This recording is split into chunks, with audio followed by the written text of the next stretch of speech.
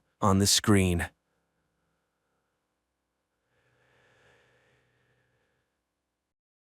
A man discovers a loophole in the universe and travels back in time to retrieve his wife and job, while also finding out the winning lottery numbers to become wealthy.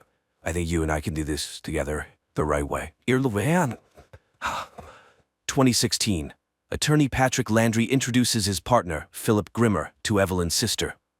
Love at first sight happens, although the girl warns of her upcoming departure to Prague and asks not to get attached.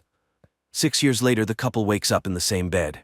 Phil immediately rushes to his laptop while Ev answers a call from her mother, who invites them to dinner for her birthday. However, Phil, as always, doesn't listen to his wife.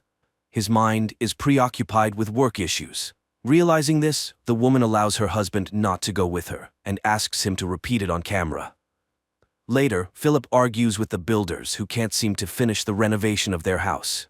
The foreman complains about the absence of the homeowner's brother Andy, whom they hired at his request, and irritated Phil promises to find another carpenter. On the way to work, Phil justifies Andy in every way, ignoring his wife's request to turn left, which leads to a traffic jam. Ev says she's taking the subway because she needs to go somewhere else. Philip, on the other hand, goes to his brother, who overslept. The crucial thing is that he hasn't consumed alcohol, which is strictly forbidden for him because he's an alcoholic. After sending his brother to work, Phil rushes to the company, as it's an important day for them. He texts his wife, hoping she's already there, but she asks for a conversation which her husband once again doesn't hear. Later, they all gather at the same table because they work for the same company they own. Patrick complains about the lack of a secretary in their team, so Ev has to work much more. Still, Phil reminds them that today they will make a deal with Kiss Company, and money won't be a problem anymore. In the evening, Patrick presents his part of the presentation, while Phil works on his own. Finally, after finishing everything, the man goes home, only to find the bedroom painted blue and his wife asleep. In the morning, Ev wakes him up with a question about the bedroom color. However, her husband refuses to discuss this trivial matter and rushes to meet with representatives of the Kiss Company, which specializes in building mines for valuable minerals. The lawyers are convinced that they are the best to mediate with the locals who oppose the project. Afterward, Phil rushes home with champagne to celebrate their success with his wife, but Ev meets him with her things packed, as she intends to leave him. She reminds him of numerous instances when he ignored her interests and departs. Phil roams around the house, not knowing what to do, but then remembers the invitation from his mother-in-law and goes to Evelyn's parents' home. However, the woman refuses to talk to him, and to prevent a scandal, Patrick takes his friend to a bar. He confesses that he knew about his sister's intentions but kept quiet because of a contract. Disheartened, Phil heads to the restroom, where he stumbles upon an ad inviting him to use Plan B and correct his mistakes. All evening he tries to find his wife, but she is nowhere to be found, and she doesn't answer his calls. The man dials the agency's number and, not entirely sure what he's doing, names the date of the day he'd like to return to. Specifically, yesterday morning. In the morning, Phil wakes up to find Andy working in his living room. Due to the events of the previous day, his head isn't functioning well, and he is surprised to read a message from Plan B. Then, there's a knock on the door, and two identical guys appear on the doorstep, grabbing Phil and dragging him into a van parked outside. After this, he wakes up 2 days earlier. Bewildered, Phil, without allowing his wife to finish, agrees to go to her mother's birthday party, which astonishes Evelyn. He also requests the foreman to find a replacement for his brother. On the way, stuck in traffic again, he follows his wife and discovers her at a clinic, where a surprised Ev mentions a delay. Phil doesn't understand why she didn't tell him earlier, but she suggests discussing it later. He waits for her in the car, where his wife admits she considered their relationship over. Her husband pleads for another chance and asks her to remind him what color she wanted for the bedroom. He then calls the foreman, who has already painted the walls blue, orders him to stop, and later fires Andy. At work, Phil takes on all of Ev's extra work, which leaves him with no time to complete his part of the presentation. While his wife goes to meet a friend, he rushes home and paints the walls in her favorite color. Catching him in the act, Evelyn is surprised, but counts it as an effort. Furthermore, he apologizes for her having to do something she doesn't love, despite always dreaming of being a musician. He suggests she resume playing the cello. The woman is completely taken aback. In the morning, Phil confesses that he hasn't finished his part of the presentation. Patrick tries to fix the situation, but Kiss refuses to sign a contract with the lawyers. Later, the family goes to a formal dinner, where Phil raises a toast to the family. Patrick admits that he had a relationship with one of the Kiss executives for the sake of the contract, even though he has a family, and they still have a chance. On the way home, Ev thanks her husband for his efforts to save their family, and the couple loves each other. In the morning, the wife starts searching the internet for a cello and a good tutor, when cries come from downstairs. The angry Andy has come to confront his brother who fired him, which means he won't be able to pay child support or see his daughter. At this point, Patrick calls and reminds him that everyone is already waiting for him. Andy leaves, and Ev expresses her grievances since her husband had promised to pay for both the repairs and her desires. The preoccupied Phil promises to sort everything out. 3 years ago, Phil and Ev spend a vacation in the Caribbean. They are completely happy, and the woman suggests getting married right there. Phil even tries to give her a ring, but he gets scared of something and backs out of his intention. In 2022, Phil shows Ev the cello he has repurchased for her, which she had once sold, and promises that everything will be very good for them. Afterward, he checks on his brother, whom he got a job, and they are very pleased with his performance. Andy asks him to pass a gift to his daughter, because his wife spotted him drunken and hasn't allowed them to meet. Andy's wife doesn't believe in her ex-husband's potential for change, but Phil persuades her otherwise and gives the gift to his niece. Later, he brilliantly presents and Kiss signs a contract with them, provided that they find a good lawyer who will exclusively represent them. In the evening, Patrick informs Phil that he has made arrangements with a highly reputed lawyer and asks him to attend a meeting. It turns out to be Miranda Delano, which Phil receives with visible tension. The reason is that he outplayed her in court, and the woman hasn't forgotten that.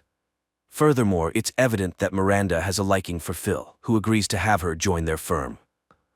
In the morning, the man meets the new secretary hired by Patrick and finds him with the representative from Kiss, who approves of Miranda's invitation.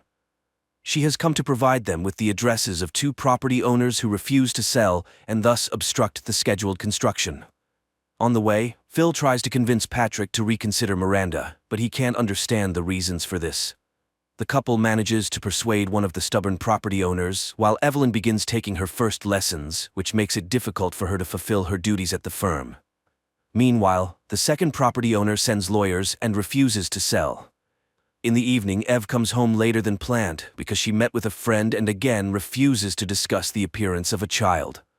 Meanwhile, Patrick rents a good apartment for the secretary within walking distance of the office, persuading the young woman that she is indispensable. Later, the lawyers meet with representatives of Kiss, who point out a mistake in the documents made by Ev. Patrick informs them that Miranda is on her way to their office at the moment. Phil rushes there but doesn't manage to prevent the meeting of the 2 women. Later, Phil points out Ev's mistake, which is why they had to seek a competent lawyer since she won't be able to work soon. The woman refuses to talk, and Phil calls Plan B to prevent the hiring of Miranda, but it turns out his credit card is empty. He buys flowers and goes to his wife, who is upset that Miranda has re-entered their lives. It turns out that Ev received a message from Phil to Miranda by mistake, where he confessed his desire to be with her. Although her husband argued that there was nothing between them, she can't stand to hear the rival's name. She gave up her career to be with him, and Phil doesn't appreciate it, bringing Miranda into their firm. But the husband reminds her that she chose him over her career, and now he is the one fighting for their relationship.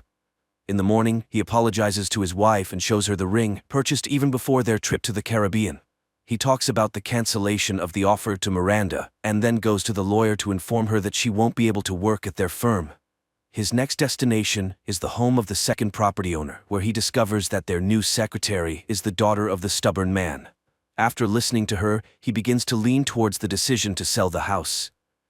After that, Phil informs Patrick that he and Ev are going on vacation and the offer to Miranda is cancelled. He tells Evelyn the same thing, confessing that he was flattered by the attention of a famous lawyer. He asks for the child to still be a part of their plans, and Ev agrees, packing for the trip. They arrive at the same place where once upon a time, Philip was going to propose. Upon reaching the shore, he presents Ev with the ring. However, she recalls the feelings she experienced upon learning about Miranda and admits that she cheated on him. Phil throws the ring away and leaves. Returning home, Phil learns that the public is in an uproar over Kiss's intention to open the mine and accuses the lawyers of deception. Evelyn tries to talk to Phil, and he finally agrees to listen to her in exchange for the name of her lover. Ev reminds him of a client who was upset about his divorce and hit a woman on the way home. So, his lawyer, Terrence, showed interest in her. They had a brief fling, but it didn't last long. She asks her husband for forgiveness, but Phil is unforgiving, even though he was busy with Miranda at the time. The man remembers how the lawyer gave him her address, but he didn't go to her back then. Ev continues to remember how she asked for his help because she felt a lump in her chest and was very afraid of cancer. Her husband just brushed off her fears at the time, but Phil suddenly asks about the timing of her affair and concludes that the child inside her is not his, as they always used protection. At this time, Patrick ends his relationship with one of the Kiss leaders he got involved with for the contract. Phil has to search for his seemingly drunk brother and calm down their selfish mother, who reminds him of the day when Andy, his brother, stormed into her house, causing trouble. They accuse each other of mutual inattentiveness, and Phil ends up taking the blame again. Later, he conducts an interview with a candidate for the lawyer role who proposes entirely unacceptable terms. After this, Phil fires Ev because it was her mistake that got them into this situation. A quarrel ensues, and the man admits that he shouldn't have bought the house with her. Patrick learns about this and reminds him that half the firm is his. But Phil doesn't want to hear anything and calls Plan B to prevent the purchase of the house. Soon, Patrick calls him, revealing that he had been keeping his family a secret from his lover, who saw them with the children today. This could cause problems with Kiss. On TV, reports about protests against the mine construction are broadcast, which Ev interrupts, reminding Phil of the day they didn't use protection. So, the child is definitely his. And right at that moment, the twins from Plan B ring the doorbell. Phil finds himself back on the day when they were inspecting the house, and he decided not to buy it. Later, Ev asks him to help examine her breast because she thinks there is a lump. He advises his wife to see a doctor and heads to court, where his opponent is Miranda. Phil counters all her objections and proposes to meet and discuss the terms. During the conversation, he receives a call from Andy, and Phil remembers that today an unpleasant scene will take place at his brother's wife's house. He rushes there and prevents the scandal. He returns home late, and Evelyn, who has woken up, comforts him, sympathizing with his problems with his brother. In the morning, she initiates a conversation about the house, but Phil avoids answering because he constantly envisions Ev's infidelity. The next day, he tells his brother that Ev might be unfaithful to him, but Andy doesn't understand this perspective. Why worry about something that hasn't happened? Later, he wins the court case, and Miranda invites him to dinner, after which the two of them end up at her place. But suddenly, Phil sees Evelyn's face before him and realizes that he cannot betray the woman he loves. He goes back home, confesses his love to Ev, and in the morning, he suggests that they get back to making music, as that's what she had always wanted. He also agrees to buy the house they both liked. He easily wins all the cases that follow, amazes his wife with his foresight, and decides to quit working for Kiss. Andy returns to the family, and Phil becomes the lawyer for the man involved in the past accident with a woman. He comforts his client and offers to drive him home, as the man is deeply upset and has been drinking. They pause at the spot where the tragedy happened, and the woman calmly crosses the road. After dropping off his client at home, Phil drives to Terrence's law firm just to see him. In the evening, he buys flowers and arrives on time to conceive a child. The next day, Patrick informs that he secured a contract to represent the residents against Kiss, and Ev heads for an audition. Over time, the couple's relatives visit their new home and learn about Ev's pregnancy. They all raise a toast for the cellist's success, but Phil still can't shake off the visions of her being unfaithful to him. Evelyn starts rehearsals with the chamber orchestra, and her conductor pays close attention to her. Meanwhile, lawyers discover that Kiss is buying land around the designated mining areas. But why? Patrick learns about Kiss Company's data and starts monitoring it. One day, he follows a woman and stumbles upon a gathering of people who want to climb Mount Kilimanjaro to raise money for cancer research, where he meets the woman. As for Phil, he goes to meet Ev after her rehearsal and observes her warm relationship with the conductor, Alejandro, which once again triggers jealousy in him.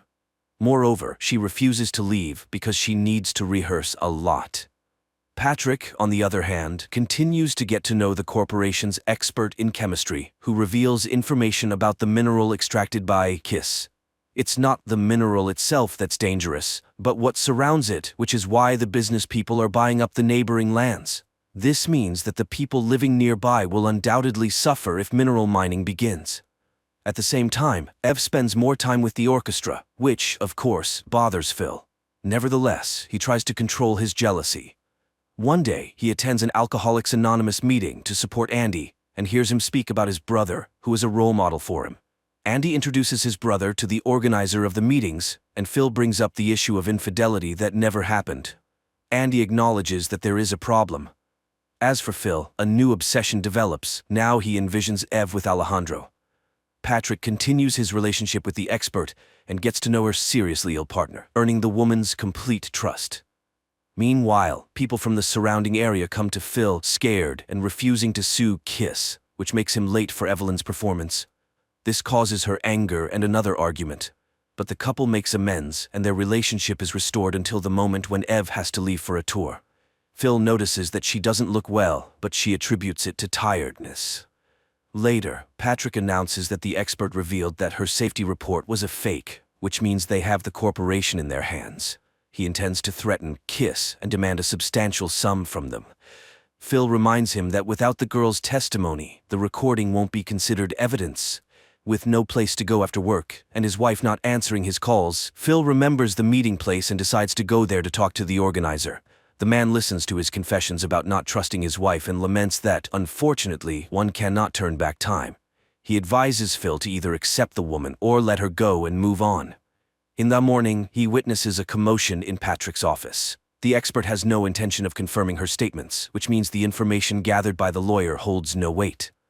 Then Patrick suggests intimidating Kiss, to which Phil recommends hiring their own expert and conducting analyses. Patrick takes it upon himself to go to the corporation and tells them that he knows everything and demands hush money. Meanwhile, Phil receives a call from Quebec in the middle of the night, informing him that Ev is in the hospital due to premature labor. He rushes there and learns that the situation was triggered by an infection. The woman is out of danger, but their baby girl is very weak and gets sent to a specialized clinic. At the same time, Patrick discovers a noose hanging on a swing set in his yard. Evelyn struggles with the aftermath, while Phil organizes her transfer to the same clinic where their daughter is. Patrick nearly hits a car in the parking lot. Meanwhile, the doctor informs Ev that her daughter is very weak and is unlikely to survive. The cause of this was a urinary tract infection in the mother, which triggered a kidney disease in the baby. Phil tries to ascertain the exact timing of when the illness started, but the doctor doesn't understand and refuses to answer. Later, all the relatives come to support Ev, and Patrick asks Phil to be closer to his sister. After returning home, Patrick finds a box with pictures of his family. This night, Ev confesses that she has felt unwell for a long time, but skipped the doctor's appointment due to her tour schedule. Phil asks the doctor for a prognosis, and she admits that, in all likelihood, Ev could have prevented what happened by coming in for an examination. Phil calls Plan B. 5 years ago, the couple discusses the possibility of having children, but Evelyn wants to ensure they have everything they need. Phil promises that when their children arrive, they will grow up in a big house with everything they need. In the present, Phil places an order and is informed that the agents will arrive tomorrow. In the meantime, he goes to the boxing gym, takes out a tiny girl, and promises that he will definitely save her. He makes the same promise to his wife, who is on the verge of despair. Meanwhile, Patrick receives instructions to go to a motel and check in under a false name. He complies, calls Phil, and tells him that he went to kiss, and now he's being threatened. He asks for help, but Phil doesn't want to assist someone who acted against his advice. The next day, Phil waits for the Plan B agents, but they are nowhere to be found. Evelyn asks him to come to her, but he can't leave the house. He waits and starts cutting some information on his arm. They arrive late in the evening, and Phil finds himself at the moment when his wife was getting ready for her tour. He immediately tells Ev that she can't go because she has a fever, but she refuses to listen. Phil refers to the vision and then says that he has already experienced this. He tries to stop her, but Evelyn falls down the stairs just when her friend enters the house. Thankfully, there are no injuries to Evelyn, but the mere fact that her husband allegedly pushed her causes a real shock. The women literally rush to the orchestra's van, not giving Phil a chance to explain. Then he gets into his car and rushes after them, listening to Patrick's message about the false kiss report. He asks his partner not to threaten the corporation and promises to handle everything, but realizing that he can't stop Evelyn, he turns onto another road, calls his mother, and asks her to inform Ev that he had an accident and was taken to a clinical hospital. The woman calls Ev, and she, along with her friend, rushes to the hospital where her doctor, whom Phil tracked down, is already waiting for her. She insists on a checkup while Phil buys a lottery ticket. Evelyn meets her husband with suspicion because he looks quite well for someone who was in an accident, but Patrick becomes the center of his attention, eager to find out how he learned about the fake reports. However, Phil asks to postpone all the questions because Evelyn is in danger. Then the doctor informs them that she has detected an infection, and this is a real miracle. Had they come later, things could have gone very badly. The expectant mother must adhere to bed rest. Phil has to come up with an explanation for noticing discharge on her underwear, thereby suspecting an illness and then having a dream in which their daughter was born prematurely and died because Ev didn't undergo an examination. Ev doesn't believe him, but Phil finds excuses for all her questions. The most important thing is that they are both fine. At this moment, the lottery results are shown on TV, and Phil rolls up his sleeve, concealing the numbers cut into his skin. Later, he wins a huge jackpot, but keeps it a secret from everyone. In this storyline, he goes to kiss himself, and, threatening to carry out an independent investigation, demands that they abandon the construction of the mine in the populated area. Later, Evelyn expresses her frustration at having to stay in bed for months, but Phil reminds her of her words about not being able to cope if something happens to the baby. Evelyn is surprised. She didn't say such things. Meanwhile, the lawyer persuades people not to give in to kiss and to preserve the environment for their children and grandchildren, although Patrick is in favor of taking the corporation's money and ending the resistance because he needs the money to pay off his mortgage. But Phil remains resolute and reminds them about conscience. 2 days later, he goes to pick up Evelyn, not realizing that he is being followed. He picks up his wife, who doesn't understand what has happened to her partner, who tries to control her every move. Evelyn is surprised to see a new car, and Phil almost hits Patrick's car in the parking lot. A letter with photos of his family is found at the door. He calls a specialist to install security systems in the house, which surprises Evelyn. He has to confess that Kiss is threatening him. He tells Patrick the same thing. He then offers him money to leave the firm. The partner is utterly puzzled, and Phil gives an interview where he reveals everything about the deal with the corporation and the fake reports.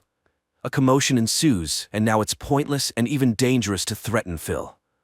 Evelyn misses him more and more, so Phil brings a stack of videotapes and books to the house and hires a housekeeper and a nurse for her. She doesn't understand where the money came from, and in the meantime, Phil buys a new house and buys out Patrick's share for a very good price. One day, he catches Evelyn at home with Alejandro and her friend, with whom she's rehearsing, and again, he experiences jealousy. Unable to stand it, he takes Evelyn to the new house and admits that he won $25 million. He shows her the house, especially proud of the children's room when Evelyn's water breaks. He takes her to the hospital, where Evelyn gives birth to a healthy girl. 7 years ago, Evelyn wakes up with a hangover in bed with a guy who hopes for a continuation of their relationship. But Evelyn has no intention of starting a relationship, and today she needs to be at a party celebrating the opening of her brother's law firm, where she meets Phil and eventually enters into a relationship. In the present, Phil joyfully takes care of the child and establishes a fund to help sick children to prevent sorrow and pain. However, his transformation into a politician leads to Evelyn's feeling of misunderstanding and even disapproval. Patrick also hopes for his return to the firm, although he acquired it entirely. And one day, Evelyn confesses that he is suffocating her with his care. He always knows what to do and makes her follow his advice. Then Phil tells her about the Plan B agency, which makes her laugh.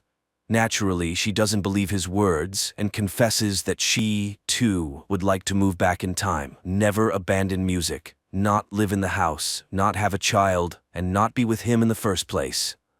Phil is shocked by her admission and suggests they go back to the past, right now. He dials a number, but Evelyn thinks he's crazy and leaves. At home, the woman packs her things and prepares her daughter, despite all her husband's promises to change.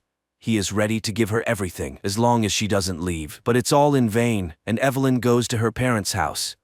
For the first time, Phil can't decide which period in time he needs to go to in order to fix this. He spends whole days at home, staring at the ceiling when Andy comes and tries to help his brother in any way possible. This ends in a drinking binge and the realization that no amount of money and effort can change the present. He starts to get heavily involved in the foundation's work, allocating money for the construction of a children's hospital, when Patrick suddenly shows up with Evelyn because Phil demanded full custody of their daughter. He warns that no one will be able to prove that Evelyn is a bad mother, but a friend of his wife saw him push her down the stairs.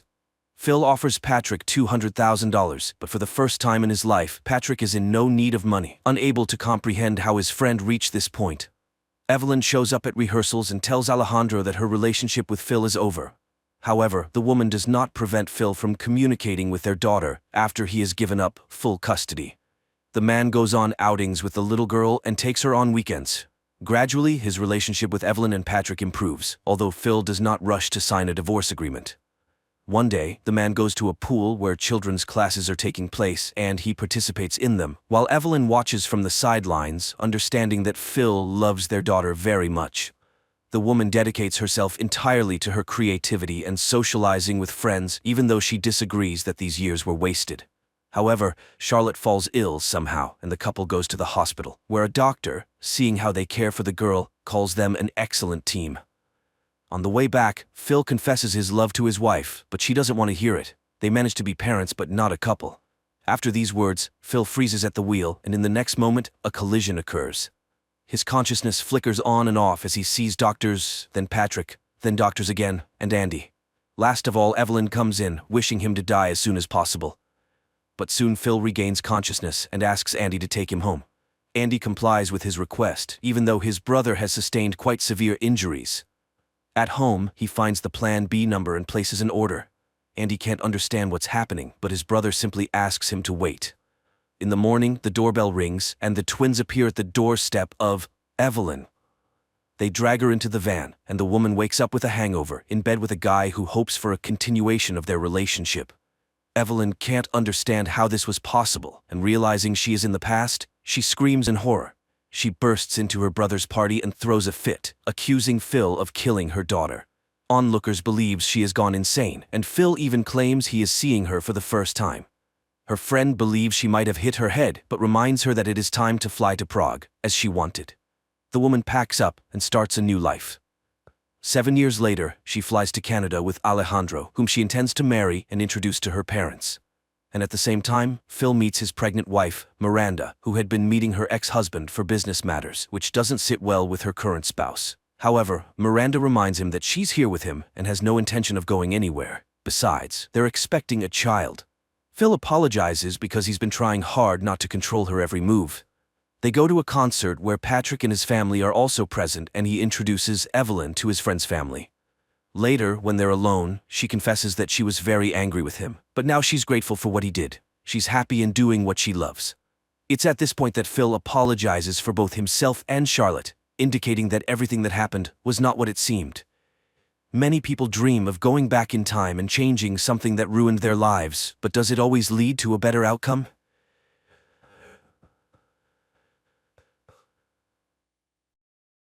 Czech astrophysicist Jakub wakes up in his ship thousands of miles from Earth. His day starts with a call from the flight curator and close friend Peter. Today, the people of Earth want to communicate with the hero. The head of the Czech space program, Tuma, greets the brave pilot as he has been on a solo flight for 189 days already. The thing is, for 4 years, a mysterious cosmic phenomenon, which has been named Chopra's cloud, has been observed from Earth. To study its origin and composition, Jakub was sent to Jupiter. In just a few days, he will be able to take samples, which may help unravel the mysteries of the universe. The captain is asked questions, and suddenly a girl sympathizes with him, as he is the loneliest person in the universe. But Jakub assures her that it is not so. Yes, he is 500 million kilometers away from Earth, but nearly half the distance has been covered and he will soon return home. Moreover, his beloved wife Lenka constantly supports him, with whom he is in direct contact through the latest quantum communication system, which is faster than the speed of light. So Jakub does not suffer from loneliness. TV takes a commercial break where a cheerful Jakub praises the products of a generous sponsor.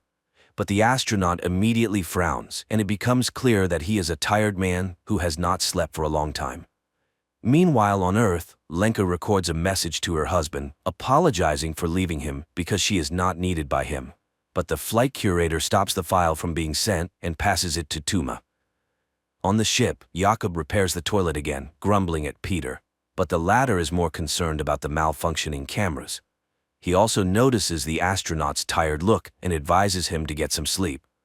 Jakub asks to contact Lenka because she somehow does not respond to his calls, and he promises to find out the reason. The man begins training when Tuma reviews his wife's message. The woman sincerely worries for the family and does not intend to pass this message to Jakub. Lenka is packing her things at this time and does not respond to her husband's messages. Distressed, Jakub drowns his sorrows in sweets and tries to sleep, watching the approaching Chopra's cloud. At night, noises from the malfunctioning toilet keep him from sleeping. He gets up unrested and even more tired, and looking at himself in the mirror, suddenly notices strange movement under his skin and tentacles protrude from his mouth. Jakub is horrified, trying to pull something out of himself, and wakes up. He starts the day on the treadmill, then prepares to equip the apparatus for sample collection. Half of the ship's cameras are out of order, and no one understands why. The thought of Lenka, who still does not make contact, disturbs him. And one day Jakub suddenly hears an unfamiliar voice offering help, but Peter hears nothing of the sort. True, there is a chance that Jakub intercepted the transmission of the Korean mission, which started after the Czech one, but the language was not Korean at all. Later, the friend informs that Lenka went to her mother's, so she will contact her husband when she returns. Jakub calms down a bit and continues his work. He inspects the compartments and suddenly sees a huge hairy spider in one of them. He closes the doors to the compartment and contacts Peter. But precisely in this part of the station, the camera has long been broken and he can see nothing. Jakub opens the doors, but the spider has not gone anywhere. Moreover, it starts a conversation, stating that it did not intend to scare the human. Then the astronaut locks himself in the airlock and informs Peter that he wants to decontaminate the ship. He gets into a spacesuit, says the password that triggers the system, and the surrounding space is filled with disinfecting foam, the color of which reminds him of a summer morning in the field where he and Lenka walked. But then the cleaning is over and Jakub emerges from the airlock. However, the spider hasn't gone anywhere. It informs him that the strange bath arranged for it by the human did not harm it and suggests removing the spacesuit. It is not dangerous. Jakub reaches out to it, but the spider dodges. Such is not the custom in its tribe, so it's better for the human not to do this. It is an explorer too who accidentally found Earth. It studied life on the planet for 3,158 years and even learned Earth's languages, but never understood the essence of the human soul. And when it met Jakub, it felt his loneliness and came here. Unable to accept what was happening, the astronaut hides in the sleeping compartment, but he immediately starts to vividly see and hear his wife. Jakub moves to the station's room, where Lenka appears before him again. It turns out the spider is broadcasting the human's memories because it is very interested in these strange feelings. And it wants to help him overcome emotional difficulties since his companion is leaving. Jakob tries to refuse the help, but the spider does not believe him. Meanwhile, on Earth, Lenka arrives at her mother's because she is pregnant and cannot be alone. Nearby is a boarding house where pregnant women live together, and she decides to stay there for a while. The mother does not understand her, as one cannot leave her husband right now. At the station, the spider asks the astronaut to give it some of his food, and he treats it to nut paste, the taste of which reminds it of its lost home. Its planet was destroyed by an enemy attack, and it fled and wandered through space for a long time. At this time on Earth, Tuma goes to Lenka. The woman is convinced that the wife cannot leave her husband right now. After all, she knew he was a very peculiar person. These qualities help him stay alone for many days, but Lenka is pregnant and suffers from loneliness. The spider tells the astronaut that Chopra's cloud consists of particles that contain wisdom. It cannot say how old it is, but everything has a beginning and an end, even the universe. The spider shows Jakob his first date with Lenka when she suggested they always follow each other, and he agreed. And he does not understand why make promises that you cannot keep, but Jakob has no answer. Later, he asks the spider to save some nut paste, and it reluctantly gives back the can. At this time on Earth, Lenka confesses to her mother that, although it is hard to raise a child alone, she is ready for it. And she will tell her daughter that she loved her father very much at first, but was mistaken. And at the station, Jakob suddenly wonders about the spider's name and suggests naming the creature Hanus. His father told him about a master who lived in ancient times, who created astronomical clocks, for which the king ordered him to be blinded. The spider agrees to accept this name. Later, the astronaut plays music from the opera Mermaid and explains what it is. The spider immediately demonstrates his date with his wife when she appeared before him in a Naiad costume, but the man does not want to remember this. At night, Jakob again has nightmares, this time related to his father, who was a communist and died because of his beliefs. But the spider comforts its friend. There is no need to worry about the past, as the universe is as it should be. Later, Hannes watches in surprise as Jakob exercises, and Jakob explains that humans must do this in space, otherwise their limbs could fail. Hanus doesn't understand why leave the home planet then. At this time, Tuma visits Lenka. The woman tries to reach out to the wife's feelings, but she does not want to return to the past. Then the head says she will not pass her message, and the whole point of the silence surrounding their talks is that inside they are together. Meanwhile, there are only 45 hours left to reach the cloud. And then Lenka's voice spreads through the station. Jakob rushes to the transmitter and sees his wife's face on the screen. They talk about the past and the future when he sees a glowing particle in front of him, which Hannes calls the beginning. Jakob tries to catch it in a jar, but the particle freely passes through all surfaces. Suddenly, the ship loses all communication, and then Chopra's particles start swirling everywhere. Hannes calms the human. The beginning will not harm him, so there is no need to fear. It is a regular repository that cannot be described in human language. And then it asks why the arrival of a child so upsets Lenka. Because her feelings smell of fear. Jakob explains that they lost their first child, and he was not there then, nor now. For what? The spider shows Jakob their conversation when he promised to be there, but he lied to his wife, and she stopped believing him. Later, Jakob finally gets through to Peter on the quantum phone, but Hannes again turns on the man's memories, where he and his wife discuss his journey. He was so confident that he didn't even try to understand his wife. The spider realized that Jakob is selfish, and he is to blame for his loneliness. So it lost interest in him and wants to leave. This causes a panic attack in the astronaut, who no longer wants to be alone. Jakob tries to grab the spider, but it itself presses the man's body to the bulkhead and reminds him that it preferred to communicate without touching. The spider lets the human go and flies to the other end of the station. Jakob desperately follows it, promising to change, and again sees Lenka in the guise of a naiad. He floats in zero gravity, remembering his wife and crying from the sense of realizing the loss. Then he calls Peter and asks him to visit the woman. The friend goes to the boarding house and hands her the quantum phone. Jakob talks about how he loves her and asks for forgiveness for his selfishness. Now he doesn't understand why he neglected the most precious. He wasted his life on nonsense and is not worthy of her. Immediately after the conversation, he hears Hanus's voice again, asking him to rest because he has atoned for his guilt. Jakob asks not to leave him, and the spider admits that it too fears loneliness. But suddenly the man notices that the spider is not feeling well, and it admits that although it escaped from the enemy, it was already too late. They had taken over his body, and suddenly it hugs the astronaut. For the first time in a long time, Jakob falls asleep deeply, and the spider has to wake him up because a great discovery awaits him. It even brings him a tube of hot coffee to bed, after which the astronaut makes the final preparations. He contacts the Czech Space Authority and reports that his mission is dedicated to all the people of Earth, but especially to Lenka. Afterward, he reduces speed and begins collecting samples using special equipment. But then the spider becomes very ill. Jakob abandons his task and tries to help his friend. The equipment gives an error, and Earth commands to cancel the sample collection. But Jakob hears nothing because he sees Hanus in open space. The ship's systems fail one after another, and the control center orders to end the mission and return. But Jakob puts on a spacesuit, takes a bomb, and goes outside. Peter can't understand what's happening and pleads with his friend to return to the ship. However, using the explosion to catch up with the spider, Jakob holds it. Hanus thanks him, but it's all in vain. Soon the enemies will consume him, and Jakob, looking at the surrounding space, remembers the day he almost drowned.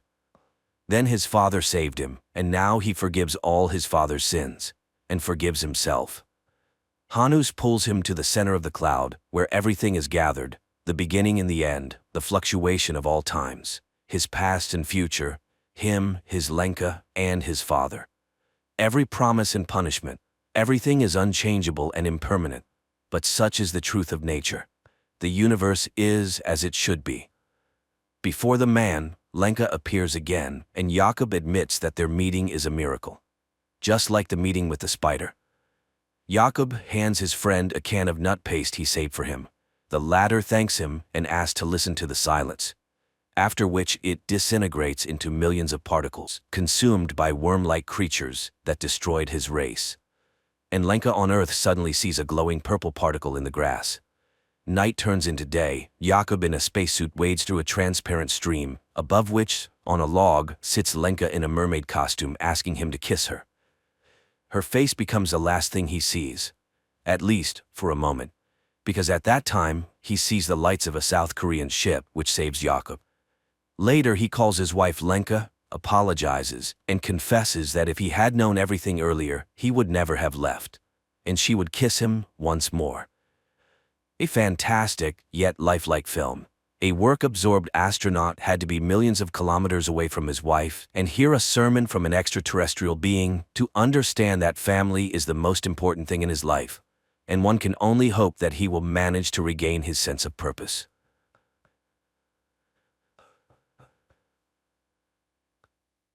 Krefeld, 1984. One night, a father awakens his 6-year-old son Mark because they need to flee their now dangerous home. While the man hurries the older son, Thomas, Mark sees a frog statuette that stood on the shelf come to life. The father and sons drive into the night. Suddenly, the boy's mother Petra appears, begging the father not to take the sons as no one is pursuing him. He drives around her and races to the cemetery. 10 years pass. Mark works at the Living Sound store he opened with his brother and attends school, where he has a bad reputation as his brother was once expelled for aggressive behavior.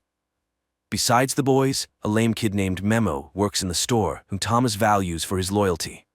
On his younger brother's birthday, Thomas gives him the Chronicle, an ancient book passed down in their family from generation to generation, telling of a parallel world called the Black Tower, full of terrifying creatures serving the Griffin, who wants to subjugate the world of humans. Only the Zimmerman family men can stand against the Griffon and save everyone from his invasion. Mark begins reading, considering it all fantasy, but the descriptions are too realistic, and the map looks genuine. Disturbed by the bloodthirsty drawings, Mark suddenly finds himself in unknown terrain at the base of a huge tower, and immediately a terrible horned creature confronts him. Mark runs and falls into a pit, and as the monster swings an axe at him, the boy screams in fear and finds himself back in his bed. The next day, Mark meets a new student at school, Rebecca, who classmates immediately inform about Mark's family troubles. His brother Thomas was in an asylum for hitting a teacher, and Mark attends psychotherapy sessions, trying to forget the events of one terrible night. But the girl isn't scared off, happily accepting Mark's invitation to the rooftop of the store, which is set up as a picnic area. In the evening, Mark finds Thomas at home, which is rare. Everything goes well until Petra starts a conversation about the asylum she put him in. Then Thomas invites his brother to look at evidence and drives him to the cemetery. They climb to the attic of the church where their ancestors had equipped a shelter. Thomas shows the father's belongings, missing a plumb bob. Here, Mark cuts his finger. His blood hits an inconspicuous peg, and a secret compartment in the floor opens, where the brothers find the tool the Zimmermans can use to kill the griffin.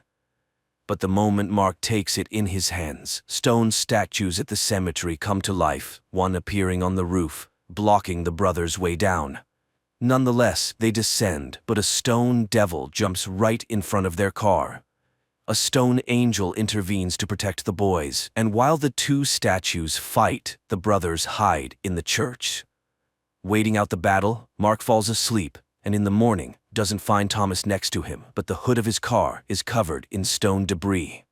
Mark thanks the angel for help and drives to look for his brother. Opening the Chronicle, he hears voices advising to look for Thomas in the Black Tower. Mark goes to Dr. Peters, and it turns out that Becky is the daughter of his psychotherapist. Mark drives to the store, but his brother isn't there either. The boy opens the Chronicles and finds information about a portal located in the church. But then he gets scared by an unknown insect and ends up in a dense forest.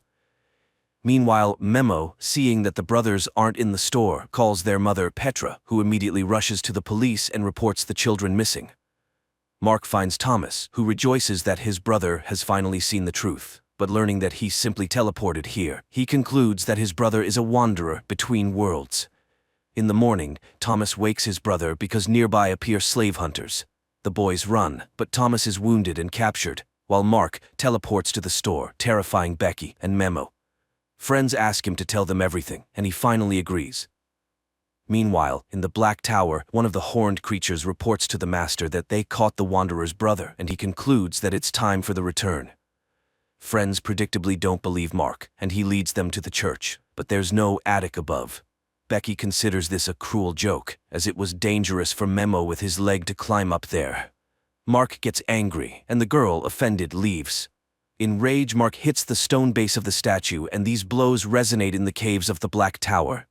At night, Mark goes to Memo because he needs help searching for his brother, and although he considers the boy crazy, he goes with him to the portal in the church.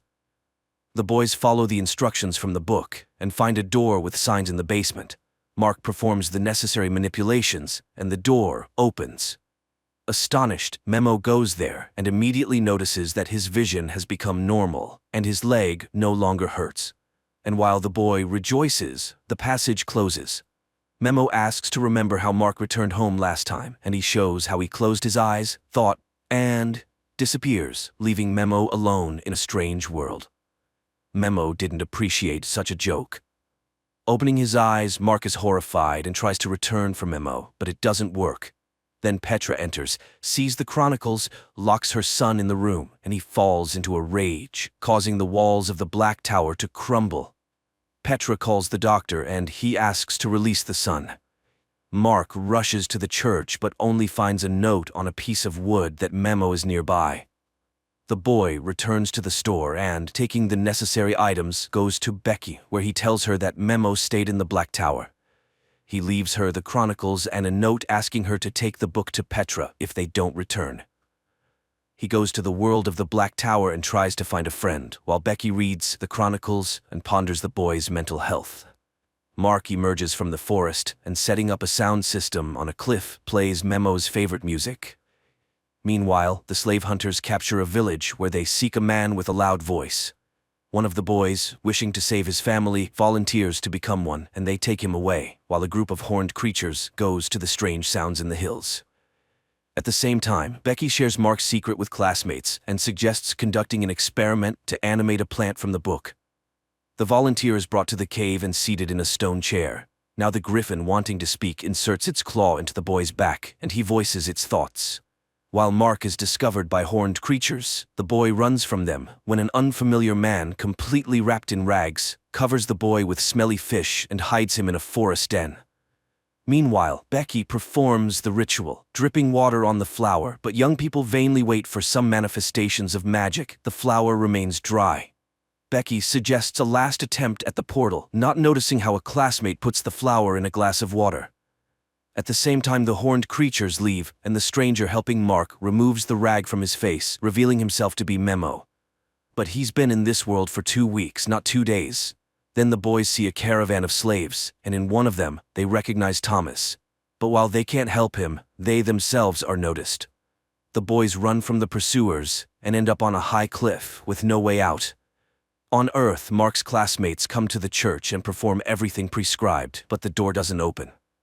Then Mark grabs Memo, jumps off the cliff, and teleports to his room. Petra hears a noise in her son's room, runs there, and sees Mark and Memo, who now needs glasses again. Mark calls Becky and asks her to bring the chronicles, while a flower blooms on her desk, from which something terrible emerges. The next day, the boys begin developing a plan to save Thomas, especially since Memo now knows a lot about the world of the Black Tower. He built a hut on the shore of a lake where the caravans of slaves stop, following which one can find the place of the boys' confinement. Meanwhile, the griffin is reported that the wanderer between worlds has escaped, and it destroys its close. And Becky, waking up, finds a blooming flower, miraculously avoiding contact with the creature, and gives the chronicles to her father because she now considers Mark sick. In school, she tells the boy about this, and he experiences another fit of rage. Becky's father, having read the chronicles, goes to Petra and admits that he underestimated her son's illness. The woman decides to hospitalize Mark despite the doctor's protests. Later, the woman detains her son near the house when an ambulance arrives, and paramedics grab the boy, but he resists and runs across the roof to the church, where Memo has long been waiting, but the paramedics come there too. The boys fend them off when suddenly a hooded man comes and scatters the medics, beating one to death. The boys run to the door, while Petra waiting outside sees a blue-dead Mark coming out of the church. At that time, Memo leads his friend to his hut by the lake. Meanwhile, the father informs Becky about Mark's deed and forbids her from leaving the house. He himself goes to the crime scene and confirms Mark's capacity for crime. Becky enters her room, turns on music, and lies down on the floor.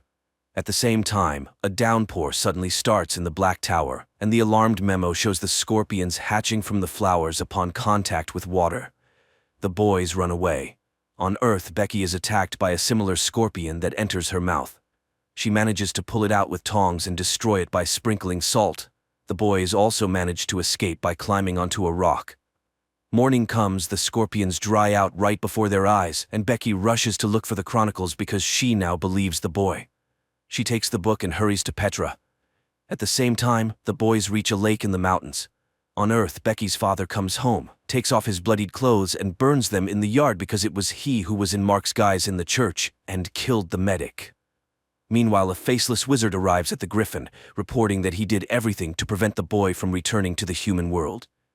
And Mark, at this time, admires Memo's cabin and is surprised by the changes in his friend. From the cabin, one can monitor the paths, and the caravan will not pass by unnoticed. But just in case, the boys set up signal cans. Becky comes to Petra, where a detective arrives, who also notes the oddity of what is happening. The girl tells everything she managed to find out about the Zimmerman family, and only then notices that she forgot her backpack with the chronicle in the classmate's car.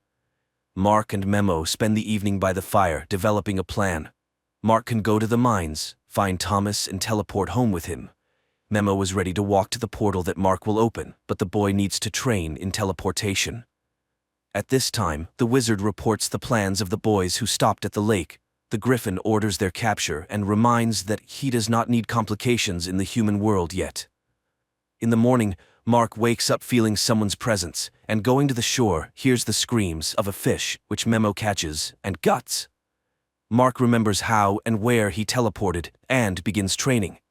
At the same time, a messenger from the Black Tower comes to Dr. Peters's house, telling about Mark's appearance. The doctor is proud of himself because it was he who prepared the boy, invoking the necessary rage in him and cutting off his way to the world of people. After seeing off the guest, the doctor goes to Becky's room and discovers that she has disappeared. He gathers dust in her room and, tasting it, learns about everything she did during the day. Then he goes to a youth party where the girl went to get her backpack back. Meanwhile, Memo expresses the thought that fear is not necessary for teleportation, and Mark remembers the kiss with Becky and teleports to the town. He immediately returns, but it turns out that he was gone for 2 days. The boy finds out that strong emotion and a vision of the place to which one must move are needed for teleportation. At this time, Becky finds her water-soaked backpack in the kitchen, and opening the book, sees a bloomed flower. The girl realizes the threat looming over those present, takes a pack of salt, and goes to track down the monster. In the other world, Mark again hears someone's footsteps and sees his father, who accuses him of his own death. Memo brings him to his senses, but Mark is sure that someone is getting into his head. Meanwhile, Dr. Peters comes to the party when one of the girls is attacked by the monster. Becky rushes for help when her father stops her and, using hypnosis, orders her to leave. Petra and the detective sitting in the hall suddenly see young people flying out of the crowd, then screams are heard, and everyone runs away. And in the middle of the hall remains an incomprehensible creature, resembling a many-legged scorpion. The detective pulls out a gun, but the monster attacks him, knocking the weapon out. And then Petra picks up the pistol and saves the detective. Then the doctor enters the hall and the killed millipede turns into a bear. In the morning, Mark wakes up again from the scream of the fish and, in irritation, argues with Memo. But his box of nails, which he uses to remove anger, turns out to be empty. He runs out to the shore, where Memo teases him and throws the nails into the lake. Then he reminds him of his father, saying that he is to blame for his death. In a rage, Mark hits Memo, thereby collapsing the walls of the Black Tower. The Griffin sends hunters after him. Meanwhile, Memo collects firewood and, returning to the lake, sees Mark, hitting another Memo. He touches the body and it suddenly scatters, but the traces in the sand betray the direction of his run. Memo throws a stick and stuns the faceless wizard who disguised himself as Memo. The boys tie him to a cot, and he tries to deceive the guys, alternately taking the forms of their fathers. Only under the threat of fire does the wizard admit that he is Mamit, a creature capable of recreating thought and showing what people want to see. He did everything at the behest of the Griffin because he feeds on Mark's hatred. At that moment, the signal of the caravan's arrival sounds, and in the town they investigate an accident, although no one can understand how the circus bear got out of the cage. The detective asks Petra for a conversation and tells her that after her husband's self-immolation, they did not find a trace of his body. He was taking antidepressants, thanks to which he was able to see the true face of the prosecutor. And it was not human. The case was slowed down, and today they both saw a monster, not a bear. So, they need to look for the chronicles. At the same time, the doctor brings Becky to her senses and she remembers the story about the Mammoths who served the Griffin, to which her father reacts very aggressively, which makes the girl suspicious. The doctor locks her up. Mark and Memo follow the trail of the Horned squad to the mine, where people work. The commander of the Horned reports to the mine overseer about the failure of their mission and receives an order to process the tunnels with tar mud. Mark, to find Thomas, turns on the music system. The brother raises his hand, but the Horned ones immediately take him into the mine. Mark suggests waiting for darkness. At night the boys say goodbye, and Mark teleports while Memo distracts the guard. The boy finds his brother, but it turns out that the tar prevents teleportation.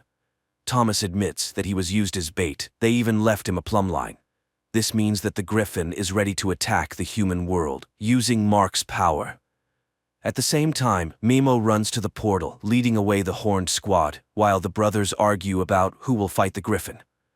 Mark shows his superiority by breaking through the cave wall with a plumb line. The brothers run away, and Memo falls into an ambush and loses fingers on his hand.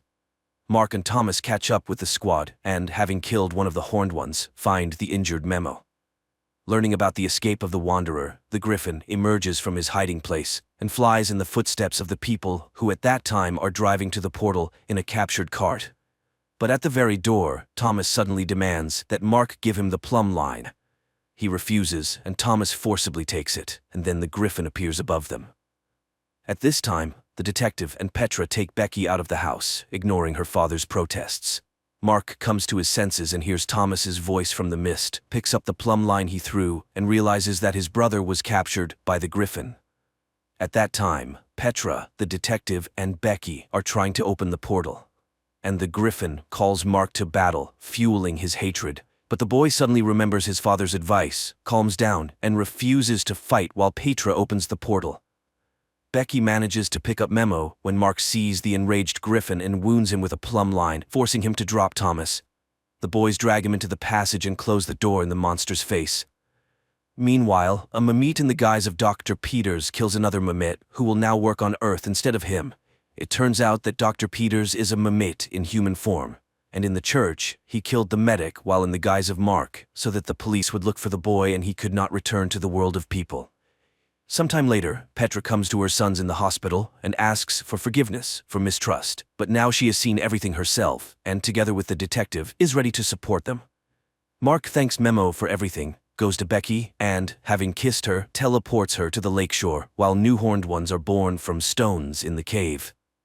An entertaining adventure series, quite decently filmed by German cinematographers.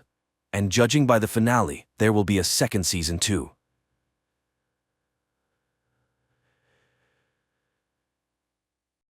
In 2025, aliens occupy Earth and first enclose cities with 300-meter walls to limit human movement. Welcome to day 348 of our occupation. If there is no struggle, there is no progress. One day, truck driver Will bids farewell to his wife Katie and their children, Grace and Bram, and drives to work through the streets of Los Angeles, patrolled by soldiers in red helmets. Later, from his conversation with a colleague, it becomes clear that Will is planning an illegal trip beyond the wall. He reaches a smuggler who places him in a metal box and covers it with ice. That's when Will discovers he has a fellow passenger, to whom he reveals he's looking for his 12-year-old son left behind the wall. Soon the vehicle enters through the gates, then an explosion occurs, flipping the truck over. Dazed, Will crawls out only to be captured by the red helmets. That same morning, Katie goes to an underground dealer for forbidden insulin. By restricting medicine, the invaders weed out the weak, making it very hard to obtain. She presents a bottle of alcohol for trade, but finds the insulin spoiled. She has to fight her way out with a pistol, risking drone detection and death for all. But Katie can't afford to be robbed. Meanwhile, Will is imprisoned, unable to call his wife. Katie is indeed worried, as walking the streets at night is prohibited. Then her sister Maddie arrives with her son, who needs the insulin. Katie assures she will find the medication and asks to stay with the children. She goes to her husband's colleague, who lies about not knowing Will's whereabouts. Katie has to return home empty-handed. Suddenly an alarm blares over the city. Katie hides under a military truck parked at the curb. A drone hovers above just as a prisoner is shoved into the vehicle. Just when Katie seems doomed, the truck starts moving and the drone flies away. The woman makes it home. In the morning, she visits her friend Bruce Sard and reports Will's disappearance. It turns out he, like her husband, was with the FBI before the aliens arrived. He asked her to return home while he checks his remaining contacts, but Katie goes to the hospital, where she learns of the explosion at the city's entrance. Amidst the chaos, she sneaks into a storeroom and steals several vials of insulin. In prison, Will hears his cellmate's confessions, soon to be sent to work at a factory for the aliens. Then soldiers arrive, one shouting Will's real surname. He's recognized and taken to the Green Zone, where the world's leaders now reside. There, he's met by Snyder, a representative of the Los Angeles governor. Snyder knows Will's military and FBI background and his knack for catching dangerous criminals. Since the military and police vanished after the aliens' arrival, Will had to hide, but now Snyder needs his help, offering his family full protection in return. The Masters demand security, so Will lead a special unit, infiltrate the rebels, and capture their leader Geronimo. As the alien spacecraft is about to launch, Snyder takes Will to the balcony, hoping to persuade him to switch sides. If he refuses, his family will be sent to the factory. At night, the red helmets bring Will home, frightening his family, but he reassures them, explaining he was just in an accident. However, Katie realizes her husband is lying. Hearing he went to look for Charlie, she cries, but the news of Snyder's proposal enrages her. She would never become the wife of a traitor. In the morning, the family is woken up by the smell of bacon, and upon entering the kitchen, they find Snyder there. He has prepared breakfast and even brewed coffee, which is now impossible to find. As he eats, he lists all the benefits of their new status: security, a personal tutor for the children, good food and work. Moreover, the aliens allow the couple to reopen their old bar. However, Will is only willing to agree in exchange for the return of his son, who is in another block. Snyder promises to consider this option. The next morning, Katie arrives at an unassuming house where members of the resistance, whom she informs that the occupiers have hired her husband to find them, await her. The following morning, Will goes to work, quickly realizing that Snyder deceived him. Instead of becoming the commander of a special unit, he is subordinated to Phyllis, who assigns him to find the guy who planted an explosive device at the city entrance. He is partnered with Bo, an old policeman. Meanwhile, Katie arrives at her bar and finds her lost son's belongings. Broussard interrupts her cleaning, wanting to know what the police have found out about the explosion at the customs, but Will has just started his job and has no information yet. Meanwhile, Will and Bo approach the house where the girlfriend of the wanted criminal lives, and by deception, they force him to run out the back door. The agent catches up with him when suddenly a drone appears. Will fearlessly looks directly into the lens, and it instantly disappears. The police bring the detainee to the station, where Will's arrested colleague is found. The man begs Phyllis to release him as his informant, but she refuses. Then Will goes to his trailer, but his family is no longer there because the woman and child are entering his house at that moment. After hiding the mother and son upstairs, Katie drives to Broussard as the couple needs new documents, but he refuses to help, as the resistance cannot take risks. Katie leaves. At home, she confronts Will, who, learning that his friend's family is with him, takes them to a man who makes fake documents. On their way, they are stopped by the Red Helmets. However, after checking the pass, they let him go with apologies, leaving Katie in a state of shock. They safely arrive at the Masters, and while he makes the documents, Will tells Katie that he caught the guy who planted the bomb. And once he finds Geronimo, they will be able to bring Charlie back. Later, Will takes the woman and child to a camp where displaced people live. Katie meets with the resistance leader. Alexander calms her down, as the caught boy belongs to another group, but he promises to warn them. At the station, Will discovers that a group of prisoners is being prepared for shipment to the factory. Phyllis asks him to resign himself. During the arrival, the city's entire defense was destroyed in 8 hours. What can a bunch of rebels do? At night, Katie comforts her distraught husband when he is informed that the suspect has divulged the location of his accomplice's hideout. He leaves, and Katie rushes to the phone to warn Broussard. Meanwhile, the prisoners are brought to the location, forced to strip, disinfected, and then redressed. At the same time, the Red Helmets arrive at the location named by the detainee and find only the bodies of rebels. Will realizes that there is a spy among the police. The next morning, a man with a card enters an inconspicuous house on the outskirts of Los Angeles. Immediately, a radio broadcast begins with calls to overthrow the occupation, voiced by Geronimo. The Red Helmets detect the transmission and head to the location. At the same time, Bram duplicates the broadcast recording and hides the cassettes under the bed, but the military, storming into the house, find no one there. That same day, Katie participates in a resistance armed attack on a food truck for the first time. During the operation, one of their comrades, Kim, is fatally wounded. Katie tries to help him, but Broussard finishes the boy off, shocking Katie. Then, drones arrive and start shooting random passers-by. However, Broussard calculates the authorities' response time to the incident. After the operation, Katie rushes home and barely manages to wash off the blood traces. She is so shaken that she doesn't want to explain anything and locks herself in her room. That day at school, Bram gives a cassette to his teacher, who notices a change in the pattern of the alien ship's takeoffs. He saw a very large object circling Earth in the sky and now intends to make a more powerful telescope. The police arrive at the scene of the incident. Will notices the body of a boy who was clearly finished off. Phyllis orders to take his photo and quickly learns his name. After that, the Red Helmets go to his house and arrest his parents. Will is outraged by this and fails to notice Broussard in the crowd, who heads to the resistance base and reports what happened. But Alexander is confident that Kim left no traces. Will then goes home, where Katie explains her morning behavior with the things found in the bar belonging to their son. Distraught, Will blames himself for being powerless against the Masters, but his wife promises her support. Later, Katie goes to meet Broussard. He justifies his actions as saving Kim from torture, but now she needs to extract everything her husband learned during the investigation from him. At the same time, Bram's friend asks for his help and leads the boy to an underground tunnel beneath the wall, where her brother slipped and injured his leg. It turns out their father worked there before the arrival, and now they use the tunnel to get beyond the wall. Will and Bo go to a cultural center, listed among the places visited by the deceased Kim, and find a rebel weapons cache. At the same time, Bram's friends tell him they've been going to the other side for 6 months to get food, as there's no one beyond the wall. Alexander learns about the lost weapons and asks Broussard to warn Katie about the inadmissibility of her husband's actions. He fulfills this request, but Katie is more concerned about her family's safety. Nevertheless, in the evening, she opens the bar to visitors. Suddenly, in the midst of the festivities, Snyder walks in. The man congratulates everyone on the opening of the establishment and then explains to Will that by revitalizing such places, the masters allow people to safely release tension.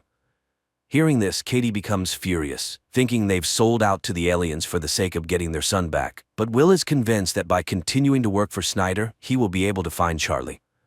Later, he speaks with Bo again about the spy. However, the former policeman, who has faced betrayal, doesn't believe in such a possibility.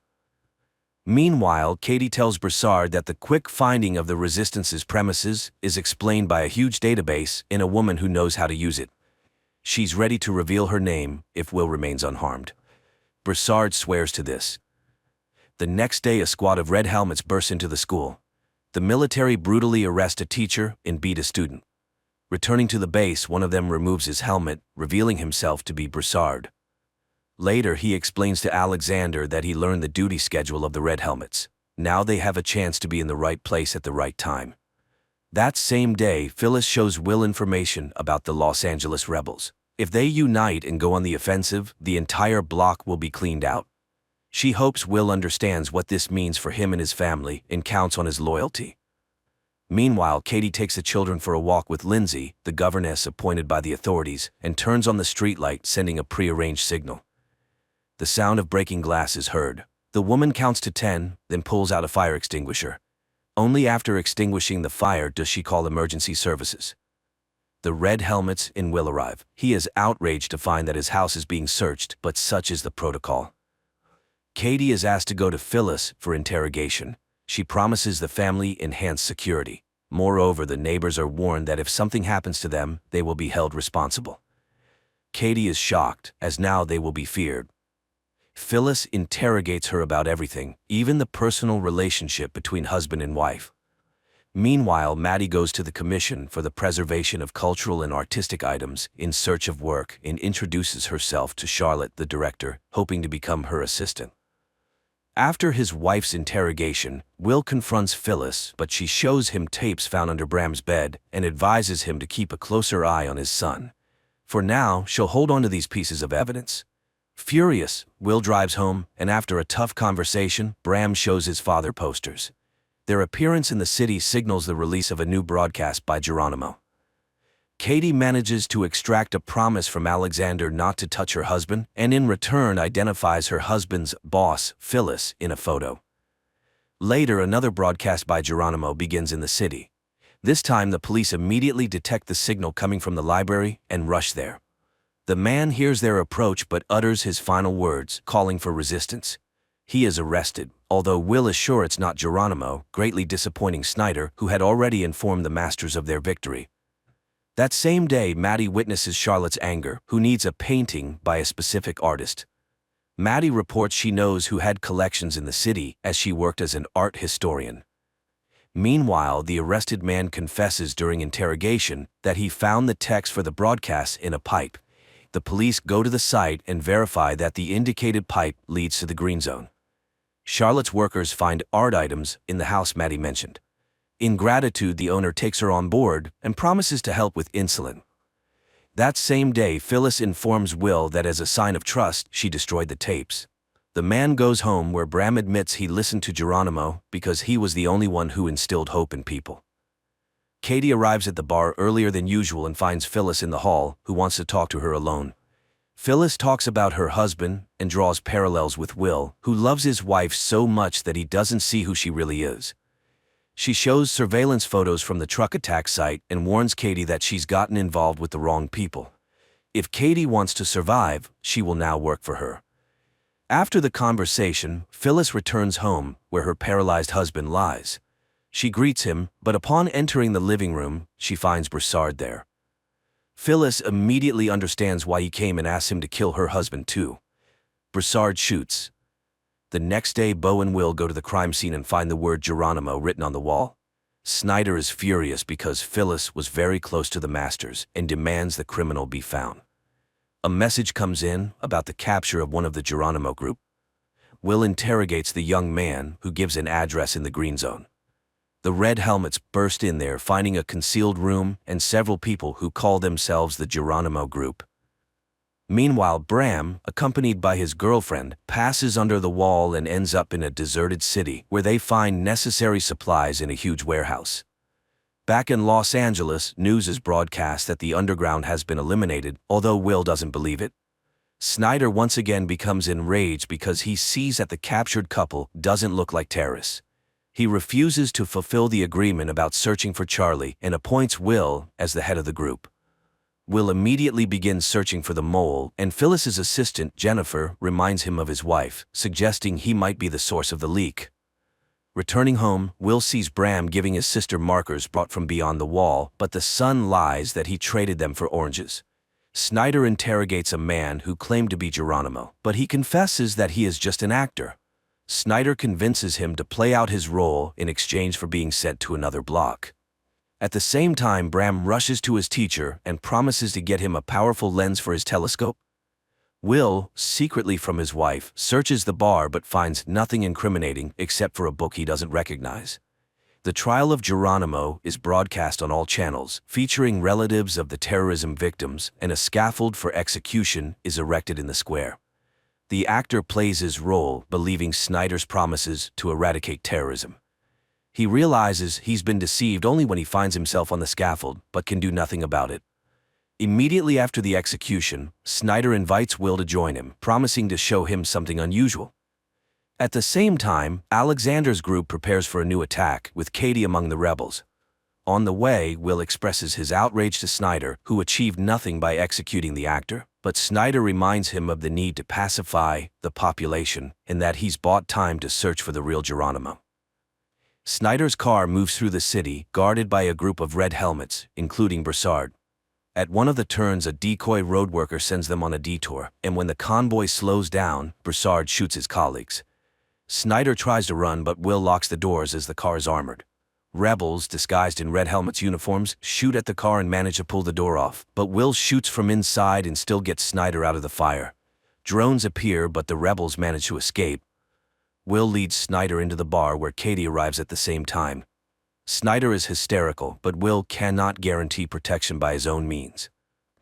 Katie asks Will in private not to risk himself for such a worthless person, but Will cannot leave a person without help. Realizing that the phone doesn't work, he goes outside to a payphone to call for backup. Meanwhile, Alexander, learning about Will's role in saving Snyder, is furious, but then Katie communicates via radio that the traitor is in the bar. She returns to Snyder and keeps the conversation going to lower his guard. He boasts about being a professor of economics, which earned him a high position. He mentions there are 7 more colonies, but he doesn't know what happens beyond them. Will returns, announcing that he has managed to call for reinforcement and it's on its way. Katie bandages Will's wound, and he confesses that Geronimo is a collective image, not one person. Katie asks not to interfere with Snyder's killing, but Will reminds her that another will take his place. Then, Snyder reveals that his people have found their son, and he is currently negotiating Charlie's return. Suddenly, there's a knock on the door. They hide Snyder in the bathroom. Broussard enters in a red helmet's uniform and searches the place. Katie leads him to the basement, asking to ensure Will's safety, but he can't guarantee anything as her husband is always diving into the fray. Broussard eventually leaves, but Will is sure he is a member of the resistance and will return with backup. They barricade the doors with Snyder, who again mentions Charlie, infuriating Katie as she's tired of his blackmail. Meanwhile, the rebels try to break into the bar, but fail. A frightened Snyder tells Will that the masters have tested virtually every person, thus filtering out those they don't need, but he has never seen the aliens himself. As the rebels continue to press, Will orders Katie to hide, readying himself to defend Snyder. Then a smoke grenade is thrown in, and the militants storm in. Will opens fire. When one of the rebels finds Will, Katie shoots him, but Broussard aims at her and her husband forces her to drop the weapon. The rebel herds them into the basement and leaves. However, Will finds a machine gun and chases after him, but by the time he gets upstairs, everyone is gone. Then, the real Red Helmets arrive and pull Snyder from the closet where Will had hidden him. In the evening, Will tries to reassure Katie, explaining that Snyder's tribunal was just a farce. There is no people's hero, and those who attacked them have no relation to Geronimo. Meanwhile, Alexander concludes that Katie is a double agent, simply leading them on. Meanwhile, Maddie starts a relationship with Charlotte's husband, Nolan, who is the leader of the New Age Preacher Church. At the same time, Will identifies Broussard by photo, having seen him among the attackers, and receives an order to find and arrest him. The Red Helmets head to his address, but when they begin to storm the house, it explodes. Will questions Broussard's squadmates, and one mentions a distinctive feature, a tattoo on the chest, which Will recognizes as a Special Forces sign. Broussard infiltrates a restricted area, where he steals the corpse of a dark-skinned man of similar age and build. Along with Alexander, they place it in a car and burn it. Throughout, the leader convinces Broussard of Katie's betrayal. Later, the police find a burnt car with a charred body inside, matching the description of the bar attacker, but Will once again doubts everything.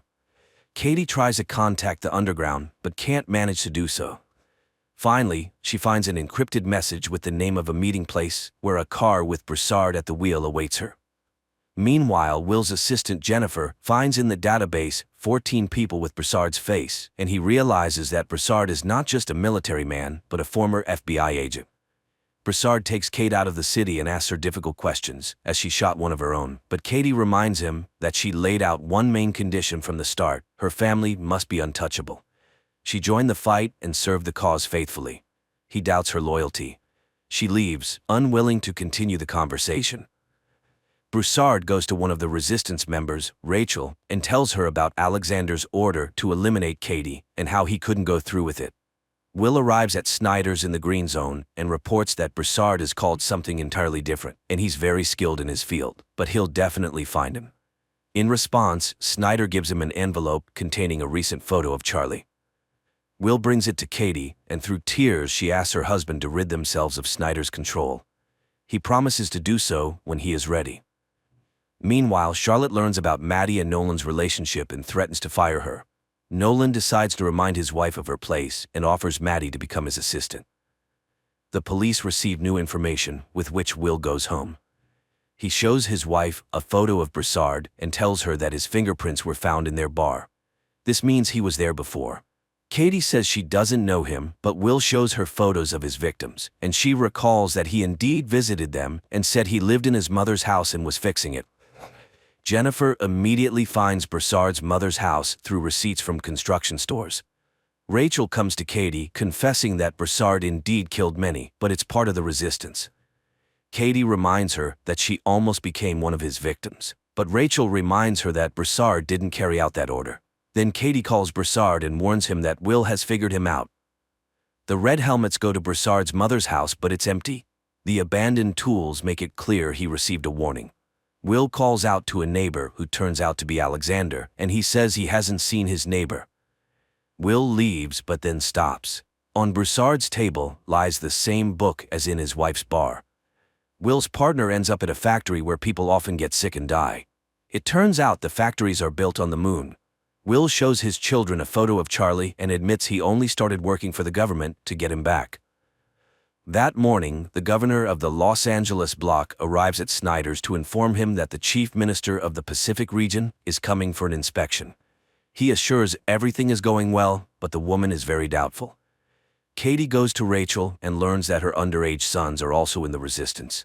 She is stunned by the woman's courage, but still announces her departure from the group, fearing for her family.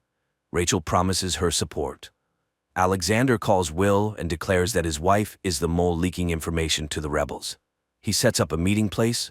Will goes there.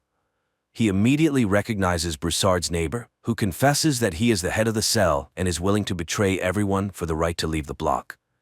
Meanwhile, Broussard meets with the leader of the youth cell of the rebels, from whom he receives information about the arrival of an important person. Will returns to Beau and tells him everything. Later he goes to Snyder and conveys Alexander's conditions. Snyder demands a personal meeting. In the evening, Katie returns to the topic of Charlie. If Snyder knows where he is, why can't he bring him back? But the conversation shifts to the meeting with Alexander.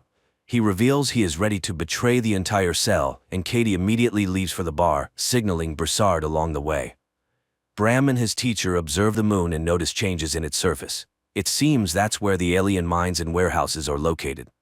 That evening, Broussard comes to the bar, where Katie tells him about the leader's betrayal.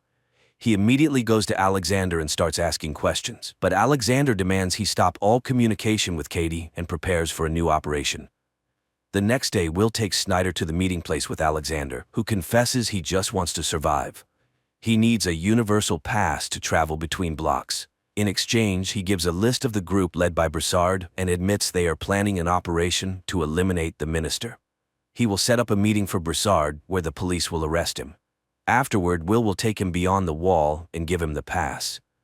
Later, Broussard arrives at the designated place in the market. Rachel and Katie are also there, and upon spotting the red helmets, Katie immediately warns Broussard. A rebel throws firecrackers, causing panic, and people scatter as the military opens fire. Rachel dies, and Broussard escapes. Will goes to Alexander's house, which is under police guard, and announces the cancellation of the deal with Snyder. He is ready to let him run, but Snyder starts talking about Katie signing his death warrant. Will shoots the traitor and blames it all on Broussard. At night, people see Rachel's hanged family, and Katie promises Broussard her support. Will lets his wife know he's aware of her participation in the resistance. The following night, a spontaneous uprising occurs during which several red helmets die. Bo asserts that people's patience has run out. Will informs Snyder that he has information about a new rebel cell located beyond the wall. Apparently, there exists an unknown passage to the authorities. He asks for permission to let them go beyond the wall and check. Snyder agrees but assigns them a guard. Meanwhile, Broussard and Katie go to the leader of the youth cell, who proposed a joint attack on the minister. Everything is to happen in the subway, now used only by the masters. Will and Bo, having gone beyond the wall, climb a skyscraper and survey the entire city. They then simulate an attack on themselves. While their guard tries to figure out what happened, their commander finds a map supposedly lost by the attackers. Later, Will points out to Snyder the marks on the map, indicating the rebels' attack points. Snyder reports the found tunnel under the wall. Members of the youth cell show Katie a micro-drone, shaped like a bee, capable of flying anywhere and gathering any information. The rebels finalize the attack plan. Broussard teaches Katie how to shoot. At that time, red helmets led by Snyder come to Nolan's house, accusing Charlotte of hiding valuable paintings from the masters and arresting her. That evening, Katie finds a book about the benefit of the arrival, given to her daughter by Lindsay. She immediately calls Will and tells him about how the new church is indoctrinating children. Will then informs her that they will move to Bo's house, located beyond the wall, accusing her of spying on him, but Katie can no longer bear it. They constantly lie to each other, and it's killing their family, and hiding, even beyond the wall, is impossible. Will asks Bo to run alone. Katie and Broussard, killing guards, descend into the subway, open a backup entrance, and the group infiltrates inside. The rebels cause an explosion, derailing the train. Searching the wrecked wagons, people find an alien's body. Will learns about this and heads to the station, where the governor soon arrives, announcing the kidnapping of a master. There was already an incident when 2 aliens died, leading to Dallas's destruction, so people must understand what awaits Los Angeles if they don't find the missing master.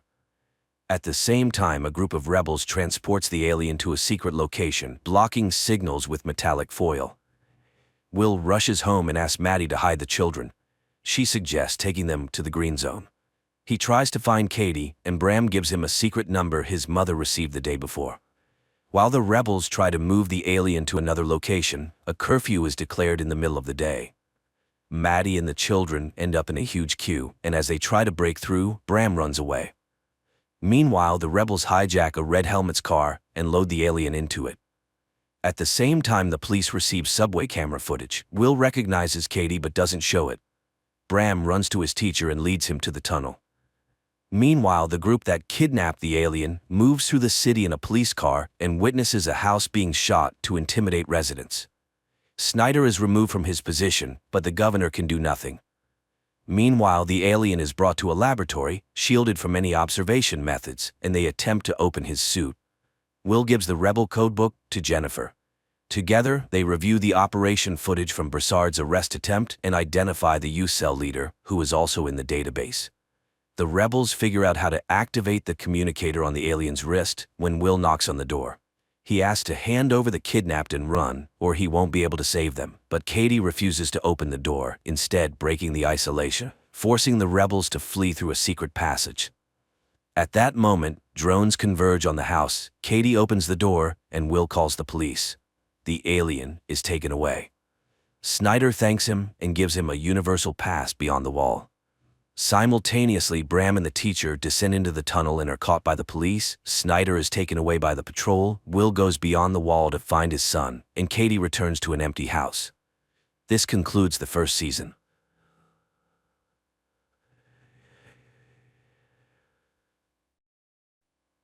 The crew of the spaceship is in cryogenic sleep. Astronaut George Taylor is dictating his final report. Exactly half a year ago by the ship's time, they left Cape Canaveral. Over 7 centuries have passed on Earth during this period. The people who sent them on this journey have long since died, but Taylor has no regrets about what they've done. Everything seems different from here. The flow of time is distorted and space is limitless. The only thing he would like to know is whether humanity, the miracle of the universe that sent him into the sky, continues to wage war. A last glance at the clock. It's March 27, 2673 on Earth. He looks at his comrades and lies down in his place. After a while, the ship makes an emergency landing on an unknown planet and finds itself in the middle of a body of water. The crew wakes up and realizes that they have slept much longer than the calculated time. But the most horrifying shock is the death of the only woman, Stewart. At that moment, water begins to enter the ship. They need to evacuate, especially since the samples showed that the atmosphere is suitable for breathing. Looking at the ship's clock, which is frozen at Earth time, November 25, 3978, the crew abandons the sinking ship. Boarding a life raft, the humans sail to shore, marveling at the grandeur of the surrounding nature. There is no sign of intelligent life anywhere. Taylor reminds them that they are 320 light-years from Earth on an unknown planet in the constellation Orion. It is impossible to determine more precisely as no one has had time to look at the instrument readings. Upon landing on the shore, Taylor takes inventory of what they were able to salvage from the ship. A pistol, 20 rounds of ammunition, a first aid kit, and a 3-day supply of food and water. The only question now is how long is a day here? They are discussing the strange death of Stewart, apparently caused by depressurization. It seems they were flying for 18 months, while on Earth it has been about 2,000 years. There is no hope of returning, and time has erased everything they knew. Therefore, they need to start studying this planet. Analysis show that nothing can grow here as there is very little carbon dioxide. But there is nothing dangerous to human health either. They have 72 hours left until they run out of food. Landon sets up a small flag of the United States of America on the shore and the astronauts set off on their journey. The surroundings are strange and wild, bizarre rocks and lifeless canyons. The people almost get trapped under landslides several times. Thunderbolts light up the sky without bringing rain, and the sky itself is covered with clouds with no satellites or landmarks. One thing they know for sure, there's a time gap between them and Earth. Their loved ones died 20 centuries ago. Even if they returned, no one would remember them. Taylor urges his comrades on. Why did they embark on this flight? Was it for fame, new knowledge, or the opportunity to live longer? But now they have lived much longer than any other human on Earth. Only Taylor set out on this journey because he's a dreamer. He is confident that there must be something better than humans in the universe. At that moment, Dodge calls out to them. He has found life. A barely noticeable green shoot has sprouted from rocky desert. This means there are plants here and they need to find them. The group continues forward. Everywhere they look, they see unfriendly rocks, but ahead they see green bushes and some strange crosses that resemble scarecrows. After walking a little further, the astronauts are thrilled to finally see water ahead. The excited group quickly sheds their clothes and jumps in. After that, they swim towards the shore and notice human footprints on the sand. Suddenly, they see dark figures stealing their clothes. The men chase after the thieves, who leave behind obvious traces of their path such as broken clothing and scraps. Soon they come across their torn clothes and put on whatever remains. Finally, they reach a plane and see many people behaving quite strangely. They are silent and pay no attention to the astronauts, instead calmly gathering and eating different fruits. The Earthlings are puzzled as their fellow humans seem almost feral. Luckily, they are not cannibals. Suddenly, an ominous sound comes from the forest and the people start running. The astronauts try to understand what is happening and suddenly see armed riders. Shots are fired and then monkeys appear on the clearing, apparently hunting the humans. The Earthlings attempt to flee and in the heat of the chase they split up. Shots are heard from all directions and Dodge is killed. Taylor, along with others, runs towards the river, and just when it seems like he's about to make it, one of the monkeys shoots him in the neck, rendering him unconscious. The tied-up astronaut is thrown into a cell with other prisoners. He's surprised to see the monkeys taking pictures as if it's a souvenir. George is brought to a hospital where he's examined by scientist monkeys. They examine Taylor, who's wearing strange clothing. But two chimpanzees argue about the need to study the animal's brains, ignoring Taylor, who's still recovering from his throat wound and unable to speak. In the morning, Dr. Zyra does her rounds. She's intrigued by a strange animal she calls Bright Eyes because he pretends to talk in a hilariously convincing way. Taylor tries to demonstrate that he's intelligent and attempts to snatch the pencil from Zyra's hand. At that moment, Dr. Zayas enters. Zyra shows him the exceptional human, but Zayas is skeptical and sees him merely imitating. Zyra tries to draw attention to the human's uniqueness by highlighting his unconventional use of a blanket as clothing and his unusual hand movements. Perhaps he's intelligent, but Zayas is irritated, dismissing it all as cheap tricks. Humans are dangerous and must be destroyed. Later, they bring a female human as a gift and lock her in Taylor's cell. The next day, George and his companion are walking in the yard in a large cage. Zyra brings her fiancé, an archaeologist named Cornelius, to show him Taylor, but Cornelius sees nothing special about him. While the apes argue, George writes in the sand, but nobody pays attention to him. At that moment, Dr. Zayas arrives, annoyed at Zyra with her human again. Suddenly, a wild man attacks George and a fight breaks out. The guards drag Taylor away and Zayas sees the letters George wrote but quickly erases them. Zyra apologizes to Taylor but he snatches the paper and pencil and writes his name on the piece of paper. Zyra is astonished and takes him home. Cornelius doesn't believe her stories, it's all just tricks, humans can't write. They try to figure out where he learned it and Taylor writes the name of his school. The apes are shocked, could he really be intelligent? The man explains that they came from another planet. Cornelius is puzzled, but flying is impossible. Then Taylor crafts a paper airplane. Afterwards, he asks to see the maps and explains where they landed and how they got there. Zyra and Cornelius argue fervently. She claims that humans are a mutation, the missing link between apes and monkeys, and it is quite possible that monkeys evolved from humans. Dr. Zayas, who enters the scene, discovers the paper airplane, crushes it, and orders the man to be taken to a cell. Taylor and Nova sleep in their cell when the arriving apes order Taylor to be prepared for a castration operation, but the man breaks free and runs out of the cell. He manages to hide in the ape temple but is noticed, and the man has to run through the ape city again.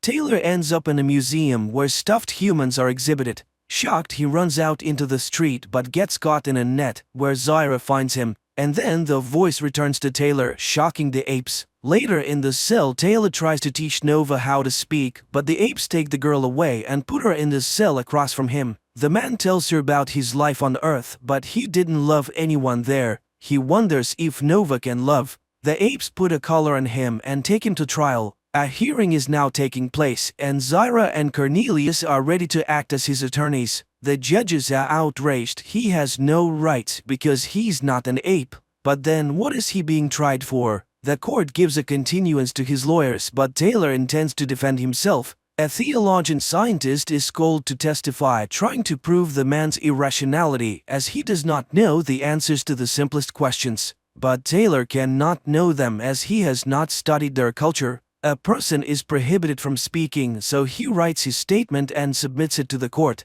Cornelius reads that Taylor is a space explorer and arrived from another planet, but the apes do not believe him. They demand to bring the people captured with him. And Taylor sees Landon, but he does not recognize his friend, and the scar is found on his head. George realizes that Dr. Zayas destroyed the man's brain. George is dragged back to the court. And then Cornelius defends Taylor. He did not lie when he said he came from the Forbidden Zone. He described it very accurately, and Cornelius himself was there, and he found traces of ancient ape culture. Zyra continues the defense. If he did not come from another planet, he was born on this one. She found no reason why people cannot speak. The problem is not in anatomy but in the brain, and that is the truth, but nobody wants to listen. Zyra and Cornelius are accused of scientific heresy and the tribunal is closed. The fate of the man is predetermined. He is handed over to Zaius, who intends to perform operations on him. George is outraged. How could such an upside-down civilization arise?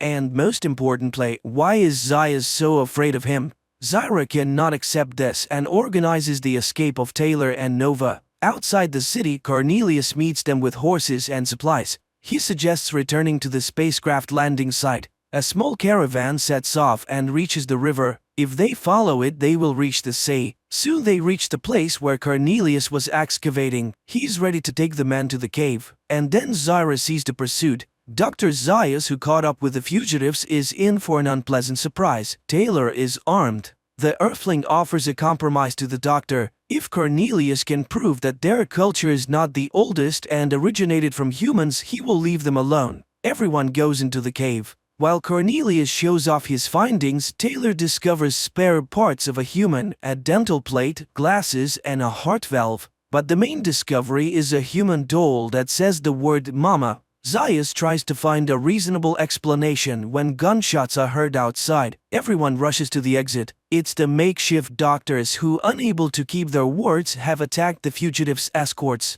Taylor takes Dr. Zaius hostage and orders everyone to leave. Taylor will release him in exchange for a horse, food, and water for him and his woman. But before leaving, he asks the doctor why he always feared him, and he answers because he's a man, and that his ancestors are to blame for the lifeless Forbidden Lands, for he is the lowest and most treacherous beast. The people leave and the doctor orders the cave to be blown up and Zyra and Cornelius to be arrested. He saves the future of his people. Taylor and Nova ride along the beach. Suddenly, the man jumps off the horse in horror. He has returned, and they did it after all. They blew them all up and destroyed civilization, let them burn in hell. Nova looks at Taylor in fear. She doesn't understand what is before her. The upper part of the Statue of Liberty rising on the ocean shore. The film is based on the book by French writer Pierre Boulle, who considered his novel one of his least successful works and therefore had serious doubts about its success on the big screen.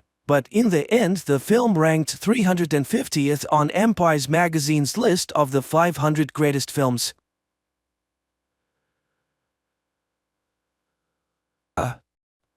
The man opens his eyes in the middle of a lake with a red drone flying overhead.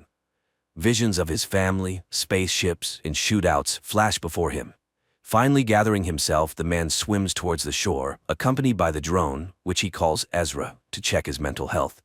Suddenly cries for help echo from the lake, and another man, followed by a woman, appears. None of them remembers what happened to them. Fina recognizes the wreckage on the shore as the remnants of a warship called Karik, and Ezra recalls an invasion. Then the men discover the remnants of a car that must have been there for centuries. Apparently, there used to be a road in this place. People remember the invasion, and it turns out they all died in different years. Moreover, Abram confesses that he is 67 years old, although he looks 25. According to the red drone, they were brought back to life in their prime years. Their memories are different because they died at different times.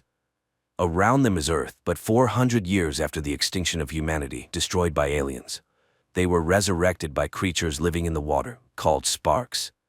The ultimate goal is the revival of humanity, and the rest of the information can be found in the settlement where the others who have returned live. The drone orders Ezra to collect the sparks. Gathering their meager belongings, the people set off after the drone, trying to understand why the Kariks revived them. Soon they find partially destroyed arches, and Abram rushes to them, rejoicing in his young, strong body. On one of the structures, he sees unknown hieroglyphics and touches them. The man is thrown back, and he admits that he saw everything.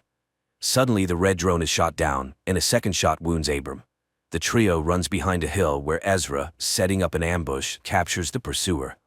The man, named Jax, denies the existence of the settlement. the glowing substance on his neck is a skin rider, which is one with the human body. He needs the sparks, but Fina confidently demonstrates her proficiency with a weapon. Abram insists that when he touched the unknown symbols on the arch, he felt the vastness of outer space.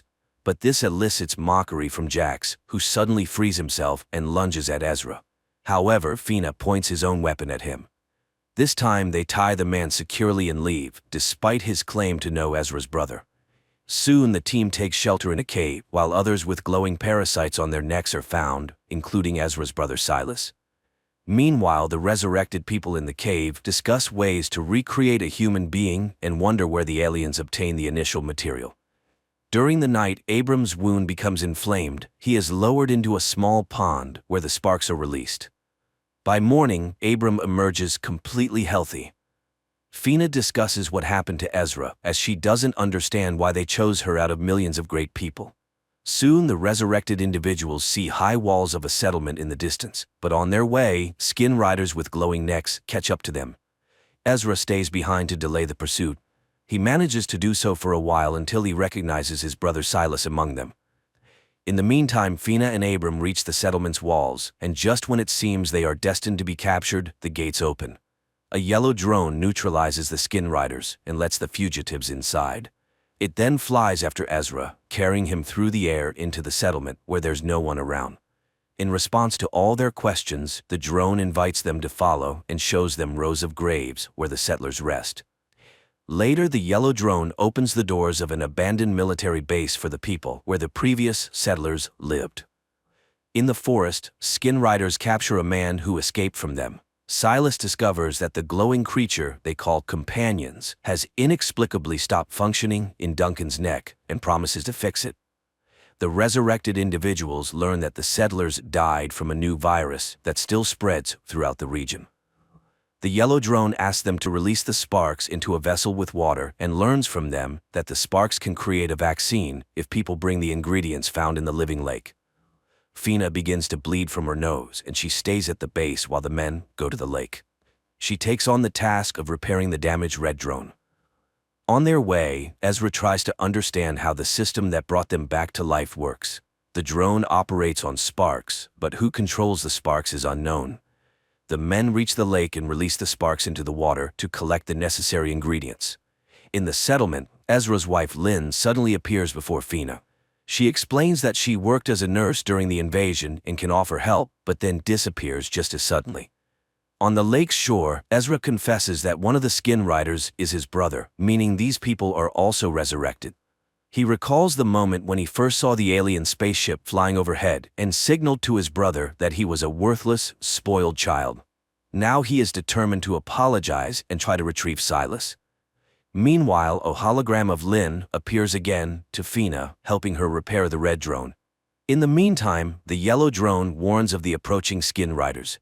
Ezra asks Abram to run while he himself tries to intercept his brother Silas. However, he gets surrounded and subdued. Regaining consciousness, he finds himself alone with his brother, who admits that he prohibited forcibly transforming him into a skin rider because he wants his brother to join them voluntarily. Each skin rider has a companion on their neck, which teaches the person how to behave correctly and telepathically connects them with others.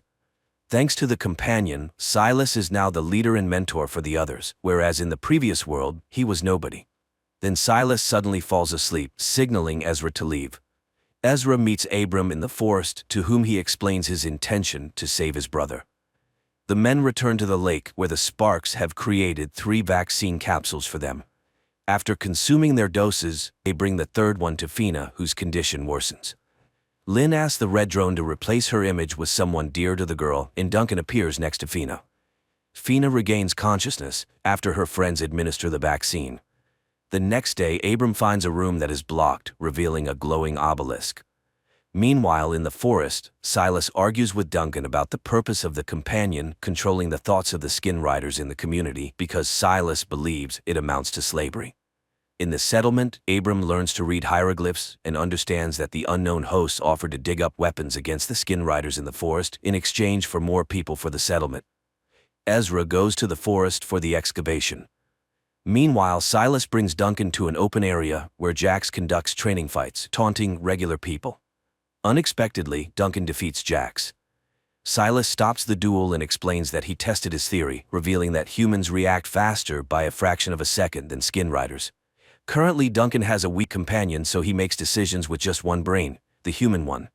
In contrast, skin riders with healthy companions have a signal that passes through two brains, the humans and the companions, causing a slight delay. The conclusion is that humans will always outperform them in combat. To gain an advantage over humans, Silas plans to perform brain surgery to reduce the signal delay. However, a working drone and a test subject are required for this. In the meantime, the yellow drone brings Ezra to the excavation site, which the skin riders immediately learn about. Ezra unearths an item that the yellow drone calls a weapon. In the settlement, Abram, upon touching the obelisk, suddenly realizes that he understands the meaning of the hieroglyphs on it. However, he doesn't yet grasp what this knowledge entails.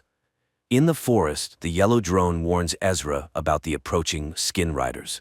They attempt to flee, but the skin riders surround them and take the unearthed weapon. Unexpectedly, the weapon activates and kills one of the skin riders.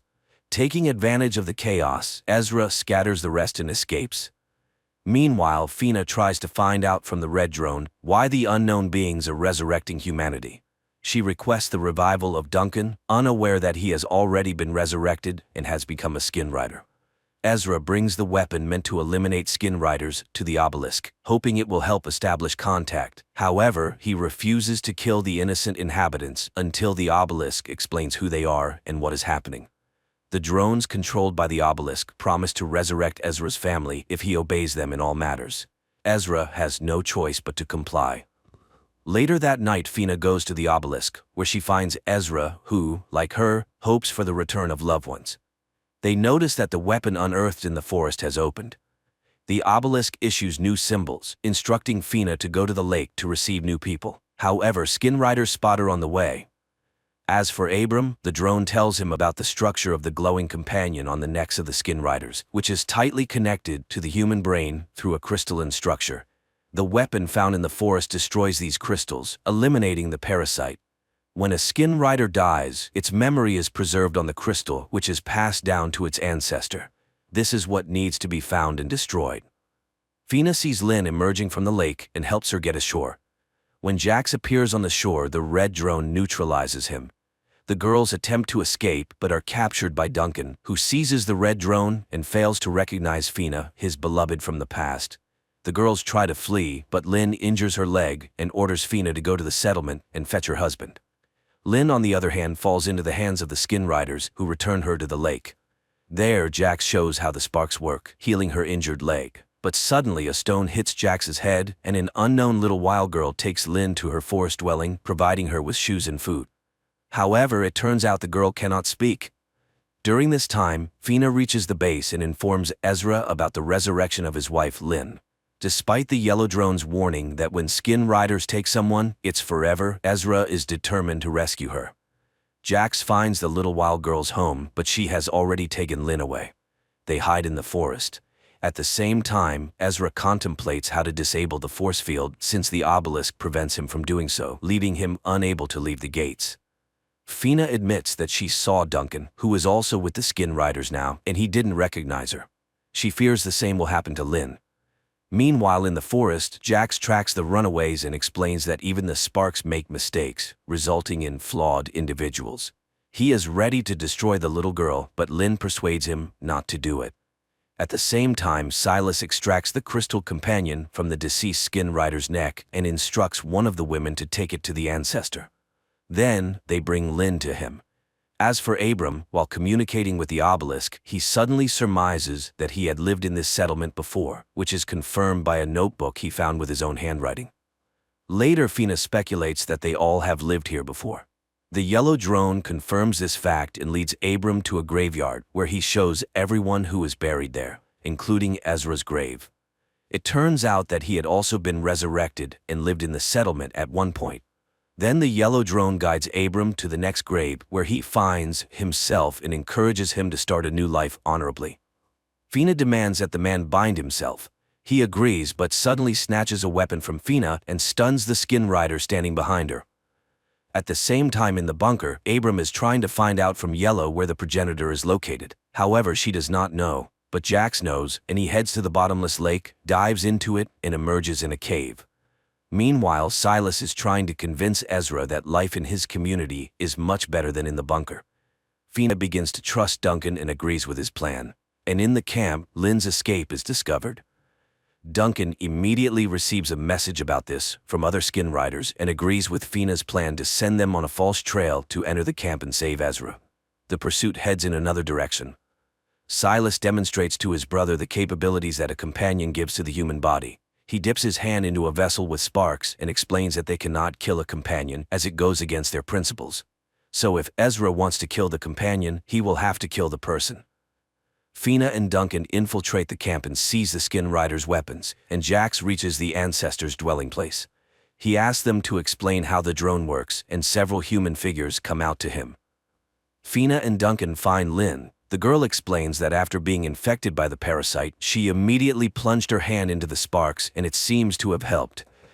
Duncan asks the women to leave while he finds Ezra. The ancestors show Jax how the drone works. And in the bunker, Yellow confesses to Abram that not a human lies in one of the graves. Silas proves to Ezra that the obelisk is no better than a companion, as it also subjugates people. He lets slip that all of them, including his brother's wife and daughter, once lived in the settlement. Their conversation is interrupted by Duncan, who, under threat of arms, takes Ezra and leads the group to the settlement by a shortcut. But the protective barrier detecting a companion in Duncan does not let him pass, unlike Lynn. Then Fina ties his hands. But at that moment, the pursuit led by Silas bursts onto the clearing. Duncan pushes Fina behind the barrier, and they with Ezra prepare to fight. Abram runs to the obelisk, and it lets the men through on the condition that Duncan remains in the yard until they figure out how to free him from the parasite. At the same time, the ancestors express concern about Jax's hatred for humans, as they are much better carriers than Kariks, and they advise him to find a compromise. Meanwhile, Duncan confesses that his companion is still weak, but he is gaining strength. He remembers the settlers and confirms that Kylie is alive.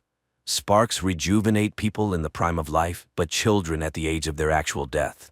He also lost a wife and a child, and it was Fina, although the woman does not remember this. Abram explains that they are another generation of the revived. The first one lies in the graves, and they are them too. Jax reprograms the red drone, refusing everything human that was in its memory. Fina unties her husband, but when she falls asleep, Duncan's companion receives a signal from Silas, and he heads to the bunker. There, Abram confesses to Ezra that the drone showed him the memory of another woman he saw a year before the invasion. It feels like someone knew about the invasion and offered people help. He wants to consult with Yellow, but she is nowhere to be found. This happens because Duncan is just locking the drone behind one of the panels. Then he attacks Abram, knocks him out, and heads to the obelisk, despite his human side resisting it. He screams in frustration and Ezra hears him. He runs to him, but Duncan closes the doors and enters symbols that deactivate the force field. Realizing this, Ezra rushes to Fina and they manage to barricade the bunker doors. Duncan's companion comes out in the open and confesses that all this was done for the sake of the weapon he hid. He is ready to reveal where Kylie is now if they hand over the bunker to the skin riders. The man is tied up. Outside, the sounds of banging are heard, skin riders trying to break down the door. Through Duncan, Silas offers to hand over the bunker. Then he will say where Ezra's daughter is now, because someone from the first settlement managed to avoid death from disease. A debate ensues, resulting in a decision to deactivate the parasite using Lynn's medical knowledge. Jax returns. He expresses his dissatisfaction to Silas, as he could have infected Ezra long ago, but lets him go. Silas cuts off the conversation and orders to continue working on the drone. At this time in the bunker, Lynn tries to figure out how the companion works, and it confesses that it can cause great pain to its master. Ezra and Abram conclude that the settlement existed for at least 10 years, and there must be survivors, otherwise, who buried the fallen. Moreover, Yellow said that a drone is buried in one of the graves. At that moment, the knocking at the door resumes. Ezra remembers that there is electricity in the bunker. Fina digests the cable, and a strong electric shock destroys one of the skin riders. At the same time, Abram finds Yellow. Simultaneously, people realize that Duncan is acting as a transmitter, and they move him to another room. As they part, Ezra asks to tell his brother that he loves and believes in him. This message puzzles Silas. Yellow scans Duncan and discovers that the parasite has affected all human organs, and even the sparks cannot save him. Abram tries to get answers from the obelisk. Moreover, Yellow said that Duncan was given access codes, but by whom? The man again remembers that woman in the hospital. She had a drone, sparks, and symbols of knowledge on her bracelet, so something was known before the invasion. At Ezra's request, Yellow shows the image of the woman, and he recognizes his mother Eleanor. Meanwhile, Silas prepares to continue breaking down the doors, but something leads him to the cemetery. Jax, following him, reminds him that he is not human and he should not care about the graves, so he intends to start silencing personalities from him. Silas is arrested. At this time in the bunker, Yellow confesses that Eleanor was one of the initiators of the revival of the human race. Duncan is not lying. Kylie was in the settlement, and only he can say where the survivors are now. Duncan's companion is knocked out with a tranquilizer and the man is tied to a table. While the parasite sleeps, the man comes to and points on the map the direction the survivors went. He advises finding the wild girl and wakes up. After which, Yellow finds the weapon he had hidden earlier. The people notice the silence outside and, opening the doors, kill the sentinels left by the skin riders. Making sure that there is no one else in the yard, Ezra and Lynn say goodbye to their friends and set out to find Kylie. Jax activates the drone, intending to remove the human personality from Silas, and learns about the presence of Ezra and Lynn in the forest. He sends the skin riders to follow the pair. Fina comes to Duncan and admits that she is ready to kill him to free her loved one. However, Yellow knocks him out. The man regains consciousness in the cemetery and is relieved, thinking that Fina could not bring herself to harm him. In fact, Yellow has injected a beacon into his body and now people can track his path. At this time, Ezra and Lynn find the wild girl and ask her to guide them to Kylie. Silas regains consciousness when the red drone informs him that he did the opposite, preserved his personality, and suppressed the parasite's capabilities. At the same time, Ezra and Lynn notice they are being followed and try to evade the skin riders. However, arrows fly from the rocks, the skin riders perish, and the survivors approach the people. Meanwhile, in the camp, Jax leaves Duncan on guard while he and his people follow Ezra and Lynn. They are then scanned for safety, and upon confirmation, the settlement leader Rowan leads them into the camp. She warns them that they do not truly know their daughter. They only remember her up to the age of 6, and they are merely copies of those who lived in the settlement. Abram and Fina dig up a broken drone from the grave, hoping to retrieve data from its memory. Rowan brings Ezra and Lynn to the hidden camp in the mountain caves. Noticing the strange expressions on people's faces, she explains that they both died defending the previous camp from an attack. If it weren't for Lynn, no one would have survived. Silas killed the woman. Fina connects Yellow to the memory of the broken drone, and she promises to show the events of the past. At the camp, Ezra and Lynn's adult daughter arrives. Although she understands what they feel, she refuses to recognize them as her parents. Red notices that Silas is experiencing severe pain. He flies to Duncan, and at that moment in the camp, a bloody Justin appears, who orders him to take the rest of the people and rush to the place where they were ambushed. He carries out the order, and Jax disappears because it was a hologram created by Red. Silas escapes. The real Jax finds the ambush site and orders a search of the rocks. In the bunker, Yellow transports Fina and Abram into a virtual reality of the past settlement, where people go about their daily activities. Jax enters the gates and explains that Silas developed a growth on his neck, after which he attacked his friends. All this happened near the old Karrick ship. Returning to their reality, the people realize that this was the first case of companion infection. Yellow explains that the parasites create a structure similar to fungal spores. Silas likely inhaled them. The parasites themselves were brought by the Karricks, who were their carriers before humans. Meanwhile, a boy from the survivors, Thomas, carelessly falls into the hands of Justin. Silas begins to experience severe pain. Red tries to alleviate his condition and notices Duncan rushing towards the bunker. Apparently, he has discovered his escape and wants to detain Silas. Red leads him another way. At the same time, Thomas learns that he has been infected with the parasite. At the camp, his absence is noticed. Rowan calls a council and Ezra advises them to flee. If Thomas reveals the camp, they will not survive. Yellow shows how Abram proposed to create a virus capable of killing the parasite, although the idea itself belongs to the obelisk. People heatedly discuss this proposal and many disagree. Lin suggests splitting up. Those who take the virus should stay in the bunker, as they will be weakened. Rowan speaks against it. Abram realizes that he was the cause of the remaining deaths. In the caves, Ezra urges everyone to leave while he defends them. At this time, Silas reaches the bunker and sees Duncan sitting by a campfire. He lures him into the workshop and locks him in there. Abram is overwhelmed with guilt, runs to the obelisk, and voices his accusations. Suddenly, it creates the image of a second Abram, who says that on the other side of the obelisk are creators who sincerely believed they were saving the settlement. The virus just turned out to be slower than the parasite cells. The second Abram disappears as voices of Ezra and Lin come from behind the doors. Fina opens the doors, and friends push Silas inside. They immediately disappear as they were holograms created by Red. Silas asks to be heard. The drone supports this request and reports that they cannot destroy the ancestor without Silas. At this point, the boy loses consciousness and they bring him inside. Ezra, Lin, and the young archers set up an ambush, but Thomas appears, shoots at them, and wounds Kylie's fiancé, Nico.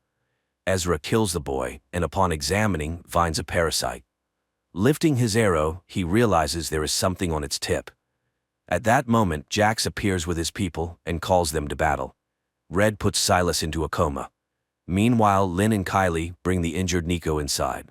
Justin orders his man to watch the backup entrance to the cave. Lin starts treating Nico, but the worst part is that the arrow tip might have a parasite larva. The boy then demands to be killed, as Lin herself set such rules. Duncan tries to call any of the skin riders for help, and Yellow explains to Fina and Abram that the parasite is killing Silas so that he cannot reveal the way to the progenitor. Then Red admits that he can link the minds of Abram and Silas, which might help reveal the secret. At this time, Kylie decides to help her father patrol. The girl recalls the past and calls Jax his best friend, which greatly surprises Ezra. And his urge to kill arises because the parasites are very afraid that the human inside might take over if he remembers his attachments. Father and daughter return to the cave, and Ezra proposes that his wife, daughter, and Nico take another road while he guards them. After heated arguments, they head to the second exit. Abram enters Silas's mind and finds himself in a church. It turns out that the boy's mind considers the church a sanctuary. Abram admits that Silas will no longer come to himself, and he himself describes the way to the lake of the progenitor. The parasites are interconnected precisely through it. It is the source of their energy, strength, and knowledge. Silas knows for sure humanity will not survive if the lake does not disappear. Ezra resorts to trickery, and Kylie kills a lurking skin rider. The father bids farewell to everyone and stays in the cave. At the same time, Abram and Fina develop a plan to destroy the progenitor. Yellow explains that the weapon consists of 3 parts. 2 of these are standalone weapons, capable of operating independently of each other. However, the top part is dangerous for humans themselves, so it is discarded. Only the lower part remains, which destroys the progenitor. But this part will not work without the middle, where a human personality must be placed. But the progenitor has studied all the skin riders in this world, so the chances of getting into it are slim. And then Abram realizes why Silas was needed. Later, Fina reflects on her promise to Duncan to kill him and free him from the parasite. Then, Yellow admits that her husband is in the workshop in the yard. The woman arms herself and heads to the yard, but just as she is ready to open the door to the workshop, a skin rider enters the yard and releases Duncan. Fina tries to stop the men, but Duncan reminds her that she cannot kill him and leaves. At this time, Abram comes to Silas again and explains that they need his help. Jax decides to attack, realizing that Ezra is the only defender of the camp. He orders his men to engage him while he himself follows the trail of Lin, Kylie, and Nico. Nico is losing strength, and Lin decides to make a stretcher, although the boy asks to just leave him.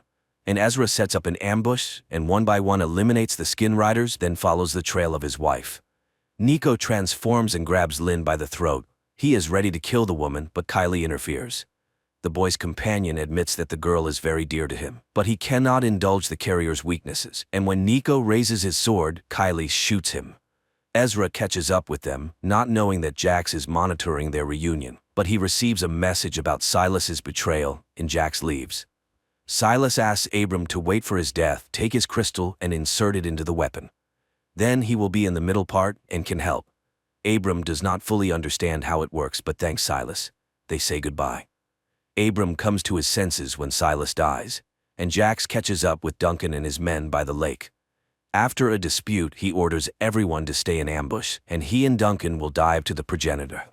Meanwhile, Lynn and Ezra bury Nico and console their daughter. Simultaneously, Fina and Abram bury Silas. Later the groups meet, unaware that a black drone is watching them, which takes off above the earth and heads for a spacecraft. Abram tells Ezra everything that happened with his brother and the plan to destroy the progenitor, but he does not want to endanger his family. Yellow vaccinates Kylie, explaining that the vaccine was made by Sparks. The girl tells Fina that Duncan became a skin rider after her death, and no one knows how it happened. At the same time, Abram admits that he no longer believes in the obelisk, but he believes in Silas and is ready to do everything to destroy the progenitor. He tells Ezra about the weapons operation. A part of Silas will guide them inside, but what to do next, he doesn't know. Ezra laughs at such a plan, and his daughter hears this. Abram and Fina try to convince Ezra that this is why they were resurrected. Otherwise, humanity is doomed. But they cannot persuade him. Then Abram and Fina leave together. Ezra is tormented by guilt, although Lynn tries to remind him of his duty to his family. At this time, Kylie is reviewing the map to the progenitor's lake and secretly leaves the bunker. Red informs the parents that he cannot find the girl, and they, realizing where she has gone, rush after her. Meanwhile, Kylie catches up with Fina and Abram, and later Ezra and Lynn appear. Thus they all come together again. But at the lake itself, they fall into an ambush by the Skin Riders. A battle ensues in which the group of survivors wins, but Abram is seriously wounded. However, Kylie has Sparks with her, and she suggests releasing them into the lake. As they start doing this, Duncan emerges from the water and shoots Lynn and Kylie. Fina, under the cover of a shield, rushes to him, and they both disappear under the water. Ezra releases the Sparks and brings the wounded into the water. Then a wounded Fina emerges, saying she couldn't overcome Duncan. Ezra dives and finds a wounded Duncan, who has reverted to his true self before death.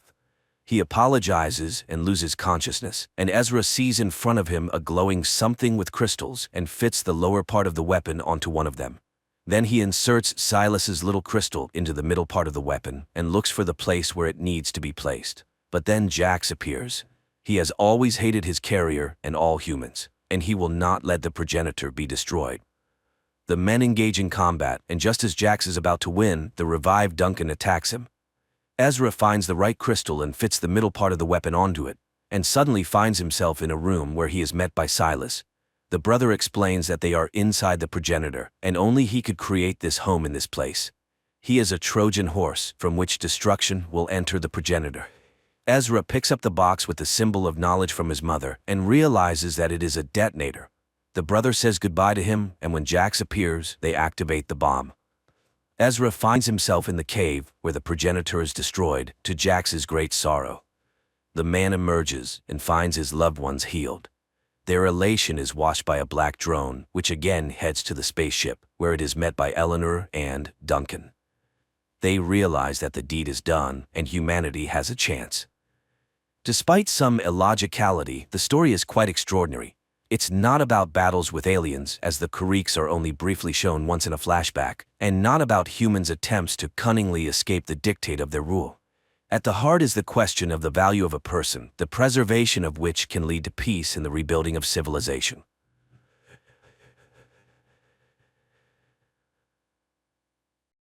In a small provincial town in Pennsylvania, life flows peacefully and calmly. Milton Robinson, a 79-year-old widower and one of its citizens, leads the life of a simple retiree. He regularly attends town council meetings where he always raises the same issues about changing the town's slogan and installing an additional pedestrian crosswalk near his home. One summer morning, after presenting his proposals as usual, Milton heads home. He spends his day with his daily chores, has dinner, and goes to bed. In the morning, he waters his azaleas and feeds the birds. Later, his adult daughter Denise comes to help him with his monthly bills. There's no news from his elder son Tim, as he lives far away and rarely calls.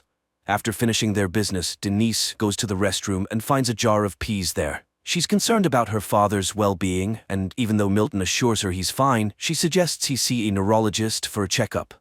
After all, the man is quite old, and forgetfulness could be a sign of approaching dementia. However, Milton vehemently opposes seeing any doctors. Denise goes to work, leaving the old man alone with his beloved detective shows and a solitary dinner. One night he suddenly hears a commotion in his backyard, and going outside, he sees a flying saucer that has landed awkwardly. Milton calls the rescue service, but they remind him that joking with such a serious organization is a matter for the authorities. They no longer answer his calls, so he dials Denise's number, but she is unavailable. After a restless night, he heads to the town council meeting, where as always he talks about the slogan and the crosswalk. At night, the old man hears strange sounds from the backyard, goes out to see what else has happened, and finds an injured extraterrestrial being in his patio. Once again, he tries to reach his daughter, but Denise, as always, is unreachable.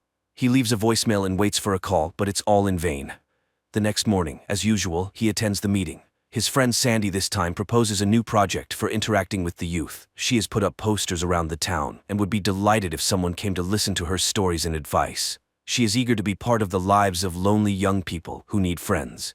When it's Milton's turn, he starts with the town's motto and the crosswalk as usual, but after that he talks about the UFO that ruined his flowers and broke the bird feeder. However, nobody believes him, considering it the ramblings of an elderly man.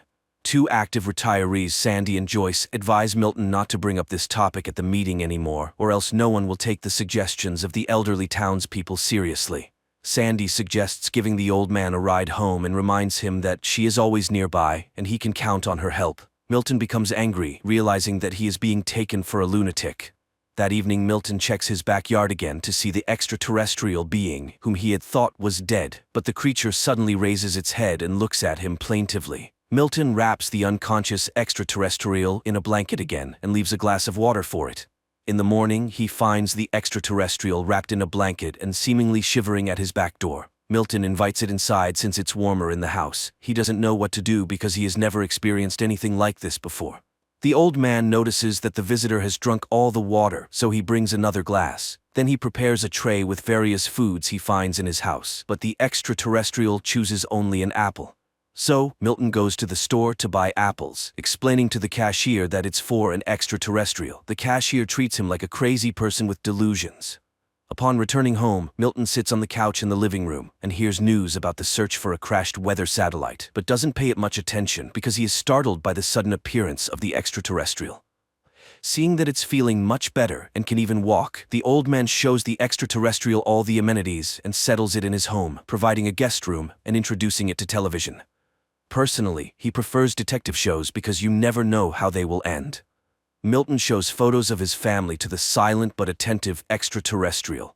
Unfortunately, his wife is no longer with them. His son has moved to California and his daughter visits him occasionally. Then the old man remembers the dance show and sits in front of the TV, inviting the extraterrestrial to join. On that day, the store clerk tells Denise about her father's strange statements about the extraterrestrial, and she goes to visit him during her lunch break. Milton meets her at the door, and as always, she insists on him seeing a doctor because she is very concerned about his mental health. Milton reluctantly agrees. Denise rushes off, and as soon as she leaves, the phone rings. It's Sandy, urgently needing a printer, and Milton invites her to come over and print the necessary documents.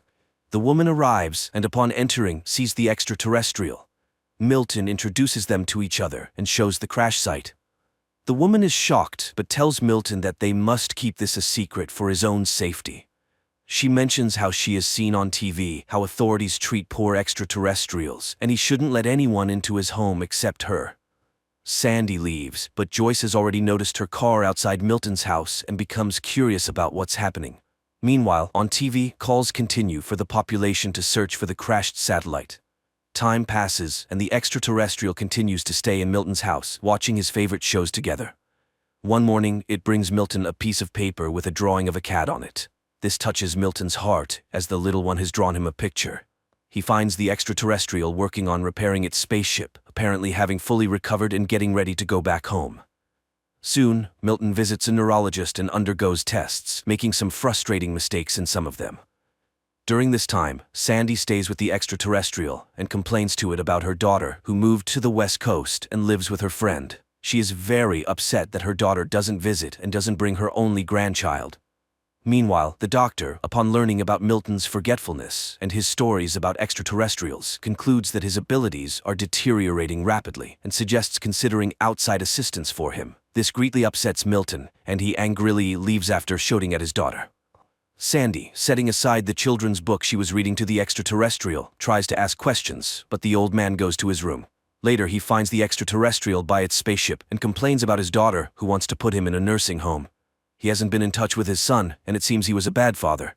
The extraterrestrial listens very attentively to the old man, putting down its tools. After this, Milton leaves a voicemail for his son, telling him about his life and Denise's affairs, hoping that he will find it interesting. The next day, Sandy brings a t-shirt for the extraterrestrial as she thinks it's uncomfortable for it to be naked. She also suggests giving it a name, Jules. Milton gets irritated by what he considers silly suggestions but eventually agrees with his friend. Meanwhile, Joyce, upon hearing about the government's offer of a reward for information about the crashed satellite, goes to Milton's house and, looking through the window, sees the extraterrestrial. Now she is also in on Milton's secret and suggests naming the extraterrestrial Harry. Sandy suggests to Milton that he should acknowledge the fact that Joyce is joining their group, even though he's ready to kill the overly curious lady. Then she shows pictures of cats that Jules has drawn for him. Joyce speculates that Jules is trying to communicate something to the old man since all the drawings are of cats. However, Milton refuses to believe it. Meanwhile, the government receives numerous calls about various anomalies. One day, a woman complains about a man who spends hours staring at his rocket in the yard. FBI agents go to the given address but find a homemade rocket and a happy man next to it. At the same time, Joyce visits Milton to spend time with the extraterrestrial. She also gives it a t-shirt and offers it apples. During this time, Sandy receives a call from a young man who was interested in her posters. He comes to her house and the joyful woman invites him for tea. While Joyce talks to the extraterrestrial about her life in the big city, where she even performed in concerts because she sang well, Sandy engages in conversation with the guest and Joyce suggests singing for the extraterrestrial. While she does that, the young man asks for permission to use Sandy's restroom, but when she follows him upstairs, she sees him stealing her jewelry. After she threatens to call the police, the man attacks her and tries to strangle her. However, the extraterrestrial has a vision of the events and telepathically makes the man's head explode. This raises suspicions at the FBI, who are conducting the search for the crashed spaceship. Responding to police questions, Sandy suddenly realizes who saved her from certain death and rushes to Milton's house. She hugs Jules and tearfully thanks him for saving her life. The retirees discuss the potential danger of the extraterrestrial, but conclude that it's only dangerous to bad people. Meanwhile, the FBI agents can't understand how and from what the head of the criminal could have burst, so they decide to keep an eye on Sandy. On this day, Denise meets the elderly folks at the store and again brings up the topic of the apples Milton bought. However, Milton avoids the conversation. Later, the group has lunch at Milton's house when Sandy notices a strange smell. When they go outside, they discover a dead cat that Jules apparently brought there. Connecting all the facts, the retirees realize that the extraterrestrial needs cats for some reason, and now there are not 7, as in the picture, but 6.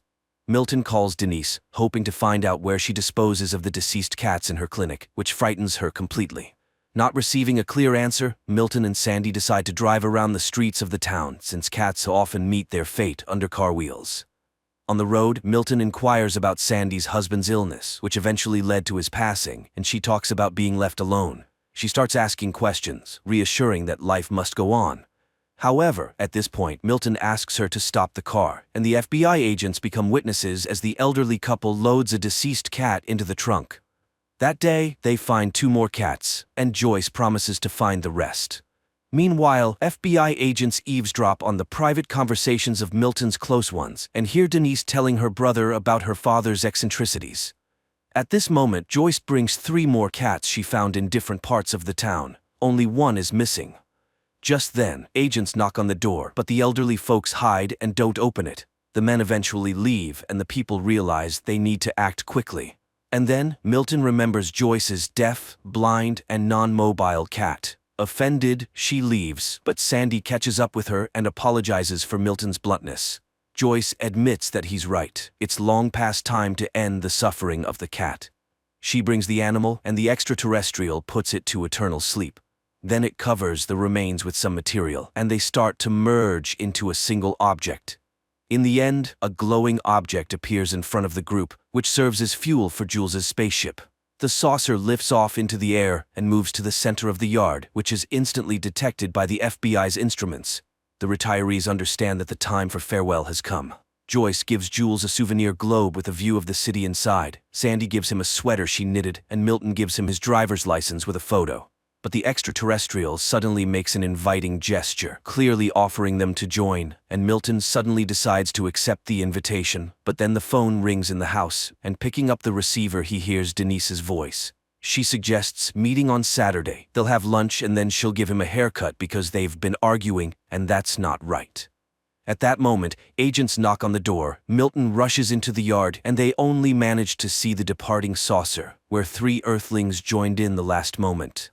The ship lands not far from the town to safely disembark the elderly and bid them a peaceful farewell. Milton hugs the extraterrestrial and thanks it for the invitation to travel together, but he can't leave his home and loved ones behind. Jules enters the spaceship and flies away while the elderly folks wave goodbye to him. Time passes. Milton continues to live in his home, visited by Sandy and Joyce. The elderly often reminisce about Jules' Harry and hope that he hasn't forgotten them either. And one night, Milton's yard is illuminated by a bright light, and the old man realizes that he has guests. A light, heartwarming, and slightly melancholic film about the fading of human life. It's good that amid the plethora of recently produced nonsense, there are still such heartfelt and warm movies in which an extraterrestrial is not a villain who came to Earth to conquer it, but rather a cute and understanding silent being with expressive eyes.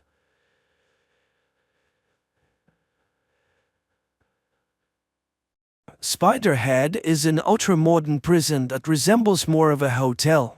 This is science, Jeff.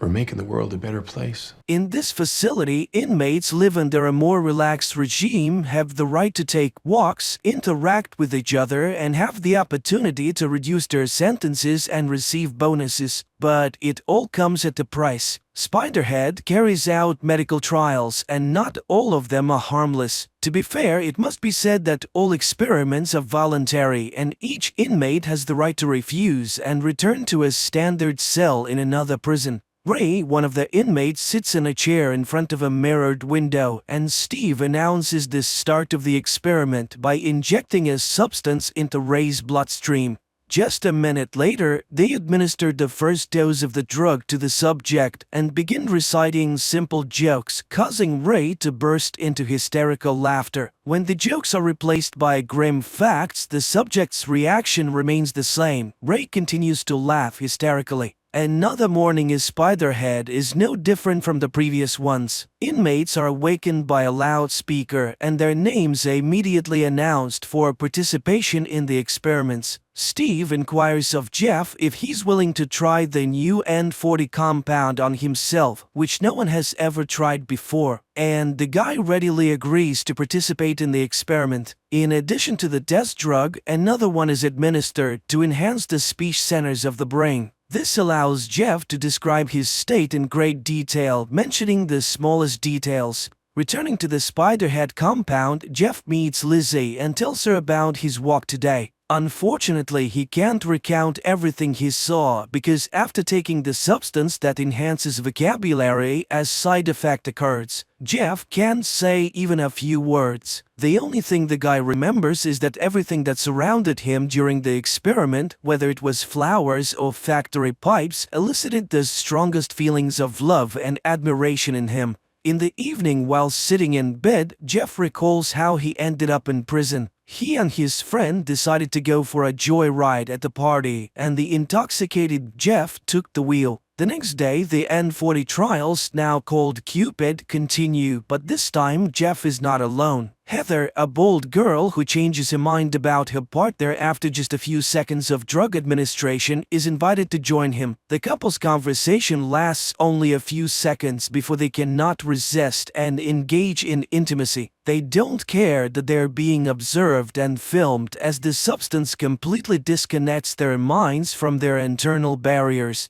The process concludes with the young people confessing their love for each other, which delights Steve, and he instructs his partner Mark to closely monitor the subjects to see how they behave when the effects of the substance wear off. The couple feels awkward after what happened and tries not to talk to anyone about it. Jeff continues to spend his free time with Lizzie, not telling her about what happened during the experiments, and he avoids encounters with Heather. The next day, they administered the same Cupid to Jeff, but this time in a double dose, and instead of Heather, an older woman is in the room, whom sober Jeff looks at with disgust. However, as soon as the substance enters his bloodstream, he engages in love with her. After this experiment, Jeff asks Mark to remove him from the kitchen where they work together with Lizzie because he feels uncomfortable continuing to interact with his girlfriend. Steve brings Jeff into the laboratory, but this time he is on the other side of the glass. Steve shows Jeff that both of his previous partners are in the experiment room. The supervisor offers Jeff the choice of which girl he is willing to administer the substance that induces intense fear and pain to, but Jeff cannot choose. He is indifferent to both of the girls and he cannot wish harm upon them.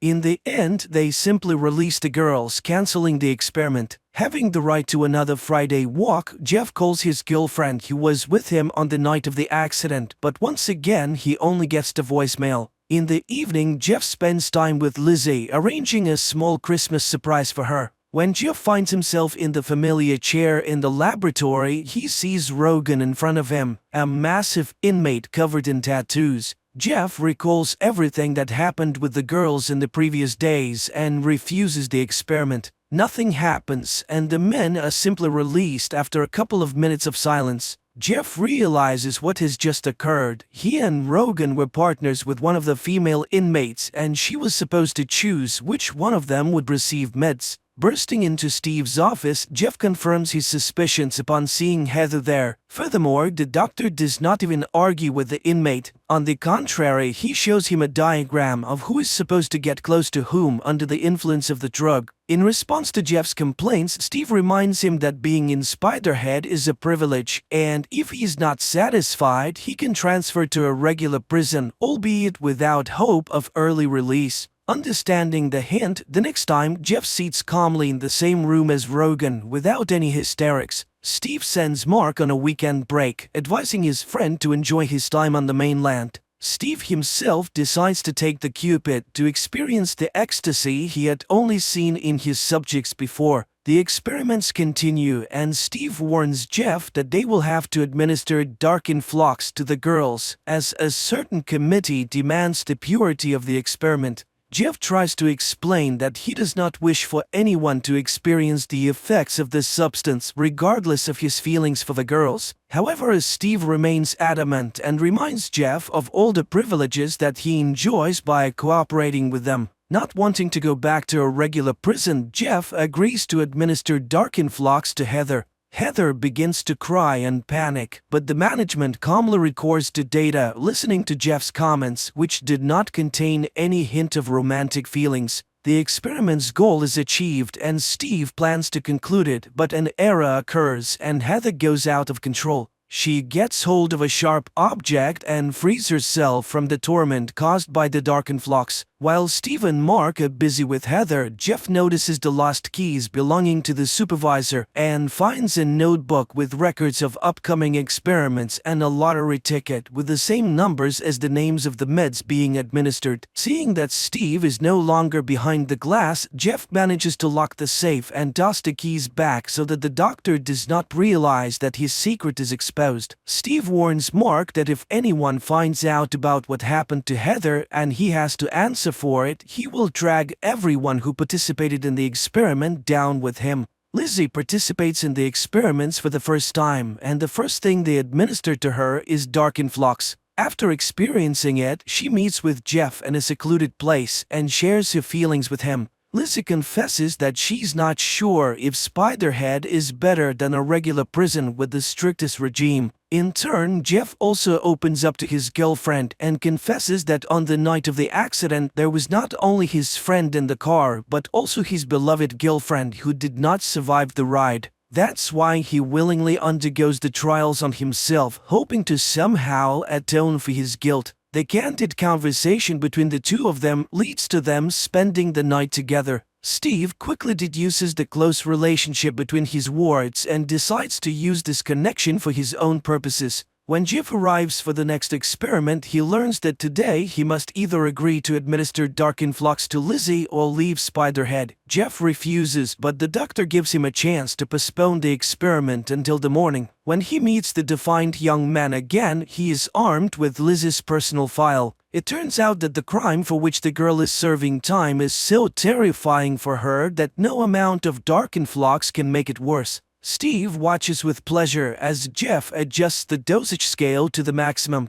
However, it quickly becomes apparent to him that Jeff intends to experiment on him, not on his girlfriend. Mark, realizing that he has also fallen into Steve's trap with the inmates, decides to rectify the situation and hands the remote control to Jeff. The inmate receives all the necessary information from Steve and persuades him to open the main exit so that he and Lizzie can leave the prison. But the manager grabs the remote control and administers the maximum dose of Dark Influx to the girl, causing her intense suffering. He then smashes his cell phone to prevent anyone from canceling his command. The couple manages to free themselves from the effects of the meds and run out of the laboratory. At the same time, Steve announces over the loudspeaker that because of the fugitives, everyone else will be sent back to prisons where their comfortable lives will come to an end. Jeff and Lizzie become the targets of a manhunt. Dozens of hardened criminals, including the massive tattooed Rogan, plan to deal with the couple who deprived them of all the privileges of the facility. Steve tries to escape with the meds because police boats called by Mark are about to approach Spiderhead. Steve manages to leave the base and take off in a small plane before the police arrive. But since his remote control is shattered, meds are injected into his bloodstream in massive quantities. Another release of Cupid induces admiration, and the man steers the plane towards a tiny rocky island, seeing it as a paradise. Mark, on the police boat, watches as his former boss circles above the sea and then crashes into the rocks. Jeff and Lizzie hijack a boat and manage to sail away before the police arrive. Happy and free, the young couple regrets only that Steve did not invent a substance that could induce self-forgiveness. And that's how the movie ends.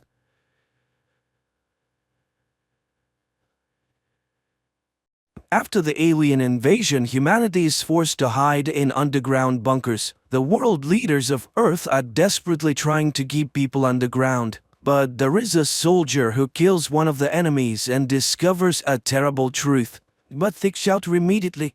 The nonsense could attack at any moment. 50 years after the attack of something, all of humanity lives underground, although there are those who refuse to descend into the bunkers. An ordinary person can return to the surface only by becoming a soldier and serving the standard term, 100 days. One day, a soldier with the call sign Sum-1 completes his required training and boards a tank to travel to the outpost Cerberus, where he must serve his shift. On the way, the military encounters people running towards the shelter, which is called Exilium. The soldiers disembark one by one as they reach their assigned posts. Finally, it's someone's turn. However, the soldier cannot immediately enter the bunker as the door is jammed, so he climbs the watchtower to contact the command. The soldier undergoes DNA identification and the system congratulates him on the start of his 100-day service. He will have to monitor the territory, track something, and send those who stray into the shelter.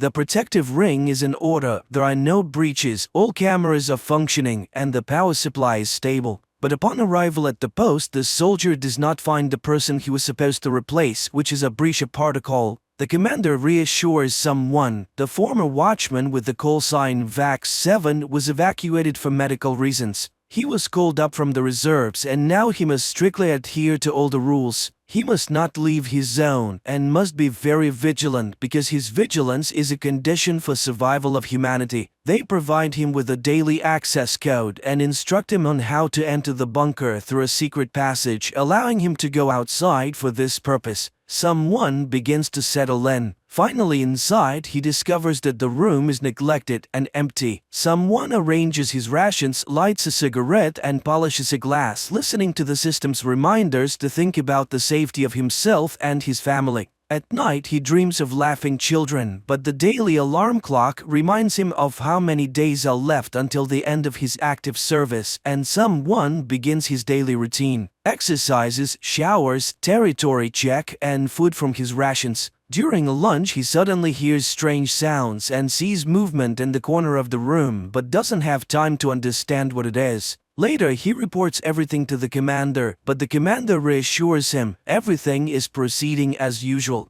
At night, someone sees children playing again. In the morning, the routine of the previous day repeats: exercises, shower, food, and the one regulated cigarette. Every day is an exact copy of the previous one. There are 87 days left until the end of his service when someone manages to catch an unknown creature, which turns out to be a white rat. However, the animal escapes without allowing itself to be properly examined. Immediately, there is a report of an attack by something on the refugees, and there is no one left alive. Someone activates the system check, and it reports that the defense lines are not damaged. But the soldier clearly sees movement in the bushes on the monitoring screen and reports it to the commander. The commander dismisses any intrusion and asks not to worry. There are 71 days left until the end of the term. The rat that someone named Doctor is no longer afraid of humans, and he feeds it. One day there is an alert about a malfunction in one of the cameras, and the soldier goes outside to perform technical maintenance on the security system. He surveys the outpost's territory, fixes the camera, and finds a dead bird hanging from a tree with a token bearing his predecessor's number. Right away, the system alerts him to toxic emissions, and the soldier heads towards the bunker. Upon returning to the bunker, he reports everything that happened at the post, including the discovery of the token, to the commander. But all his concerns are quickly dismissed. The commander assures him that Vax 7 simply fell ill and is now in the bunker, recovering. The commander's overly cheerful tone makes him doubt even more. There are 65 days left.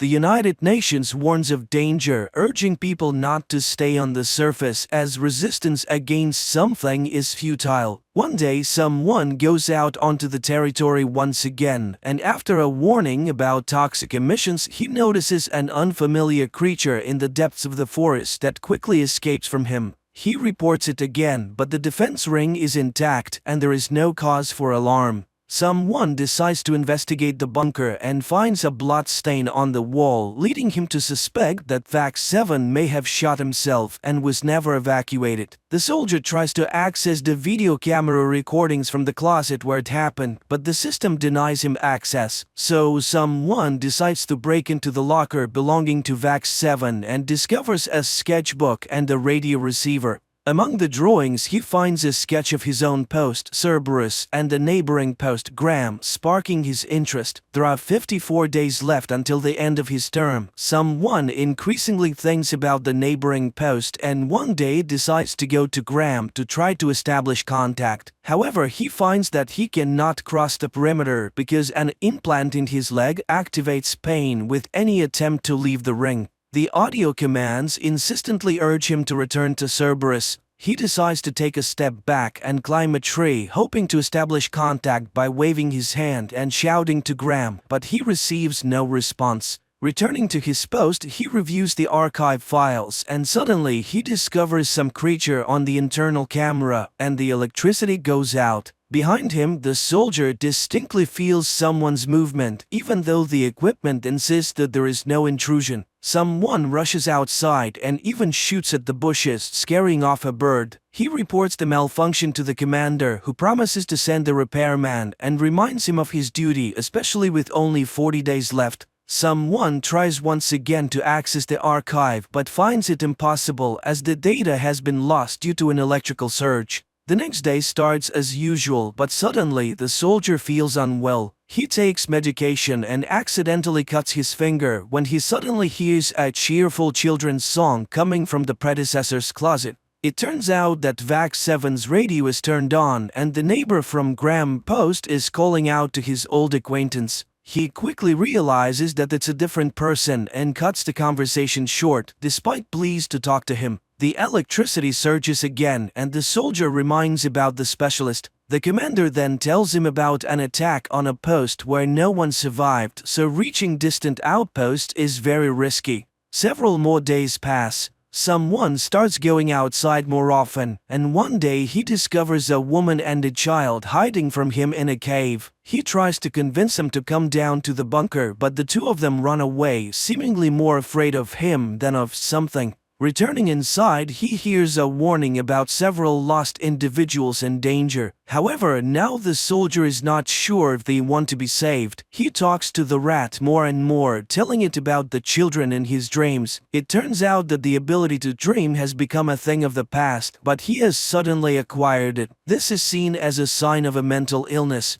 Someone keeps trying to contact his neighbor, but there is no response. One night, the soldier ventures out into the territory and kills a huge deer, which he dissects and eagerly consumes. He behaves more and more like a wild man, shooting at targets and walking without his helmet. One day, he makes another attempt to contact Graham, sending a signal with a mirror, but still receives no response, which infuriates him. On his way back, he enters a zone of toxic emissions and almost loses consciousness. In a semi-delirious state, he sees the strange creature again, which runs away from him. Regaining his senses, he tries to convey to his neighbor his belief that VAX 7 is likely being held in the forest, but Graham remains silent. There are 14 days left until the end of his shift when a repairman finally arrives at the post. He reports on the recent attack and the deaths of many people. The man is displeased, sensing the presence of the rat. He explains that the soldier's predecessor was friends with the rat, considering it the height of foolishness. The technician dispels someone's fears, explaining that the shadow on the wall is himself due to a system glitch. Strangely, the cameras in the defense ring are turned off, even though the soldier checked them just now. Then the rat climbs onto the table, and upon seeing it, the repairman forcefully shoves it away. The soldier rushes to the motionless rat and pleads with it not to die, which infuriates the repairman even further.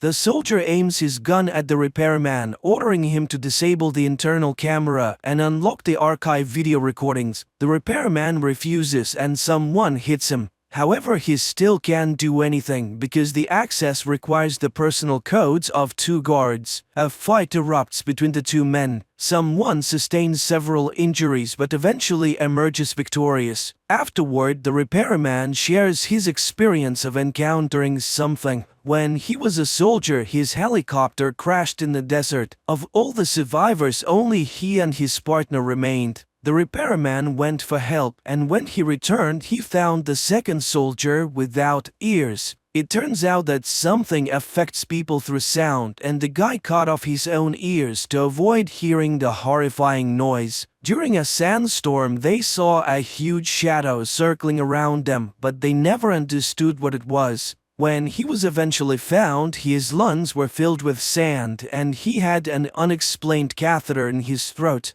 The soldier locks the repairman in the bunker, tends to his wounds, and reports to the commander that everything is in order. Afterward, he figures out that he can access his predecessor's information through his radio. Finally, he manages to open the archive footage, which makes it clear that VAX 7 did indeed go insane due to exhaustion and stress. Someone shares this information with his neighbor. The soldier is overwhelmed with conspiracy theories. He is convinced that the leadership is deceiving the common people by inventing something, as no one has actually seen it. The mission to send people underground is a ploy to restrict the consumption of dwindling natural resources while the rich and powerful enjoy the leftovers. He requests a meeting with his neighbor, who reluctantly agrees. There are 7 days left when, upon hearing another system announcement about something attacking, someone flies into a rage and smashes the alarm with the jar into which the rat has just climbed.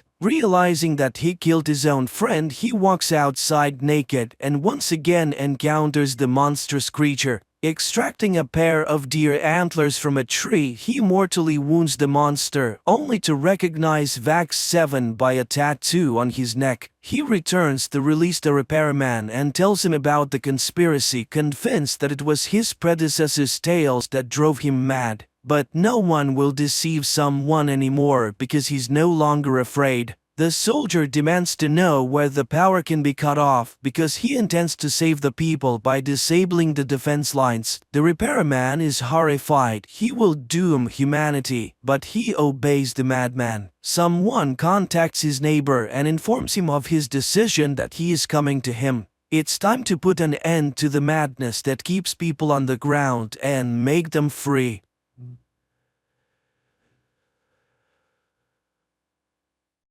One day, oceanographer Tom's family, his wife Julia and 2 children, Cassie and Ben, set off on a yacht trip in the Caribbean Sea.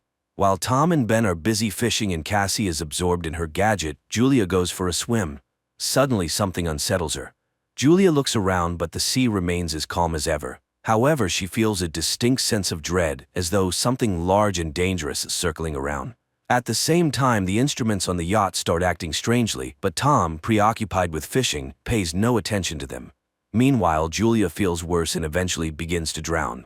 She screams, but the family doesn't hear her. The water seems to shift and pull her farther from the yacht.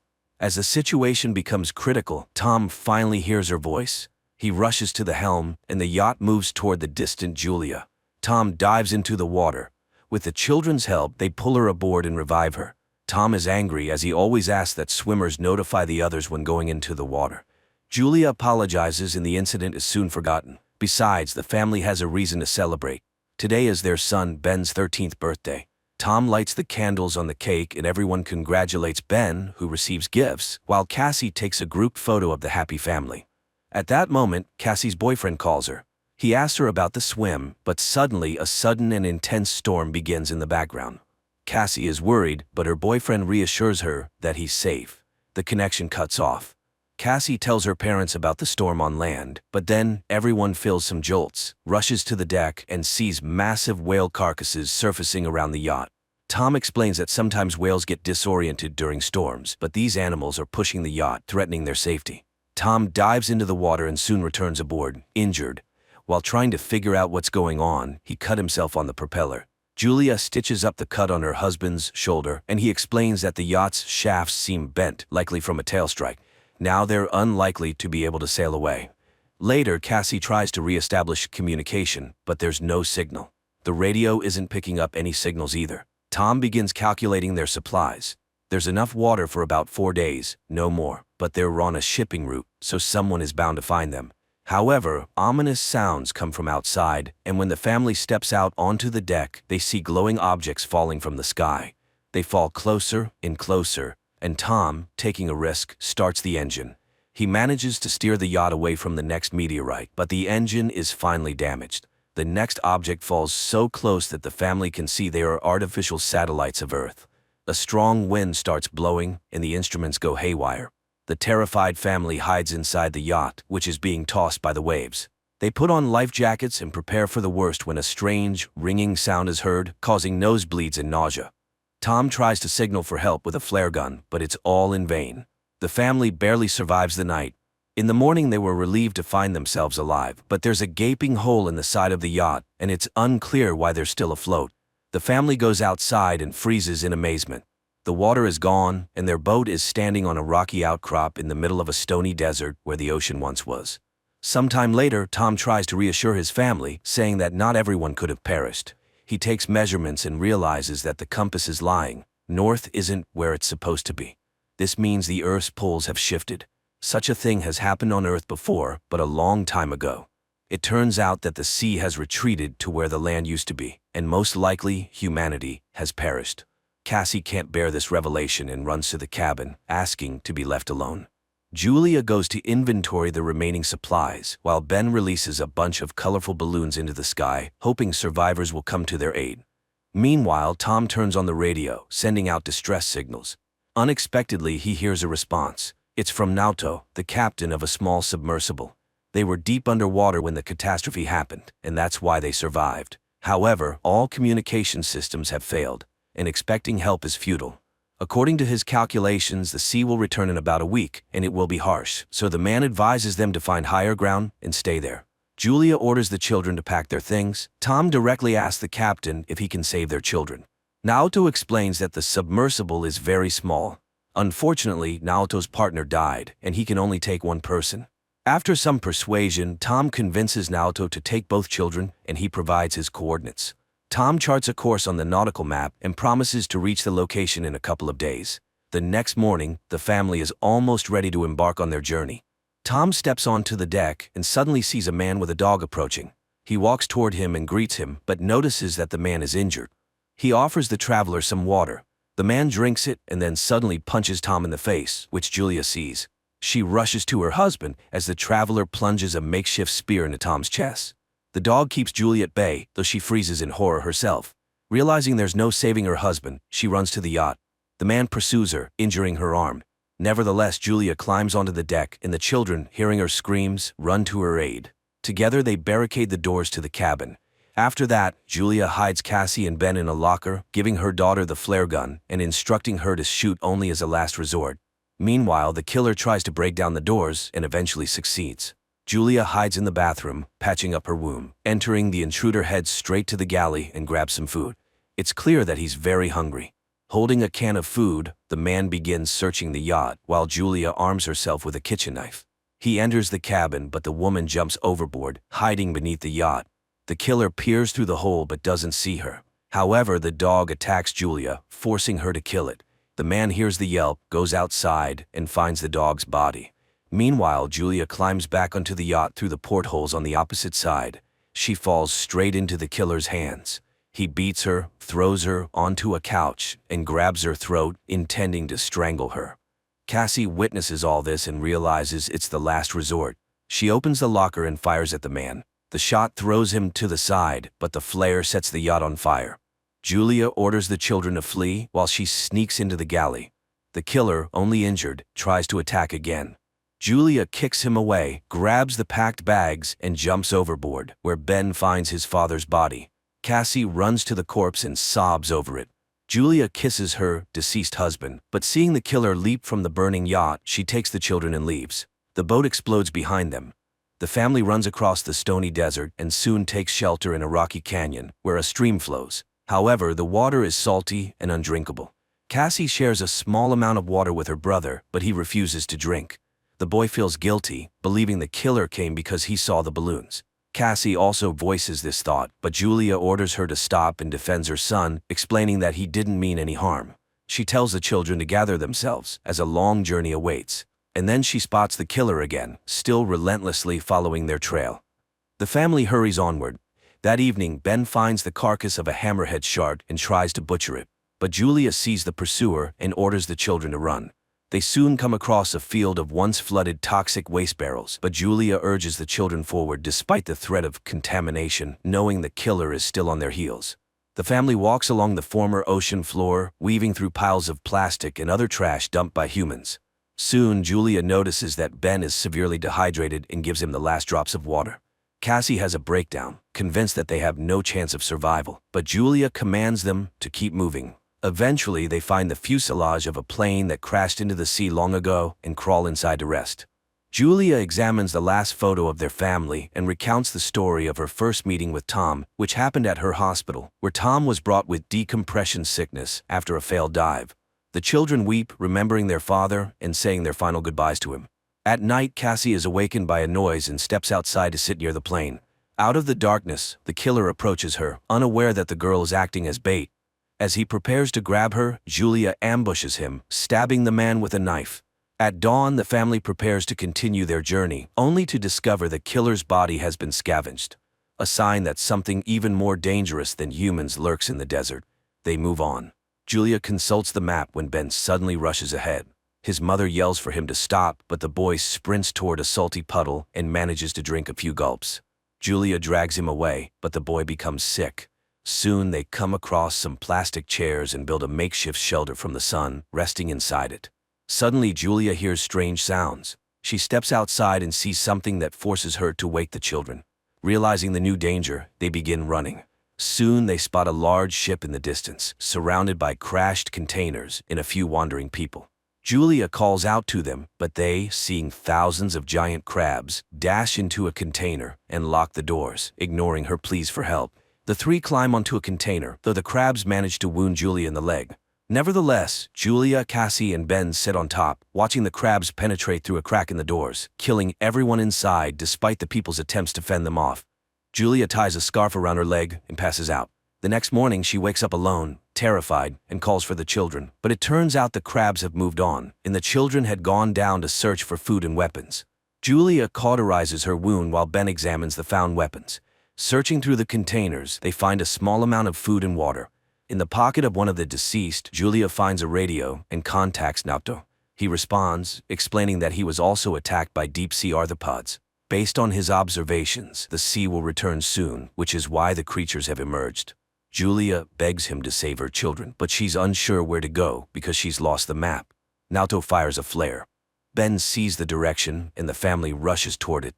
Soon they see a yellow submarine in the distance, but reaching it is difficult due to the terrain of the former seabed.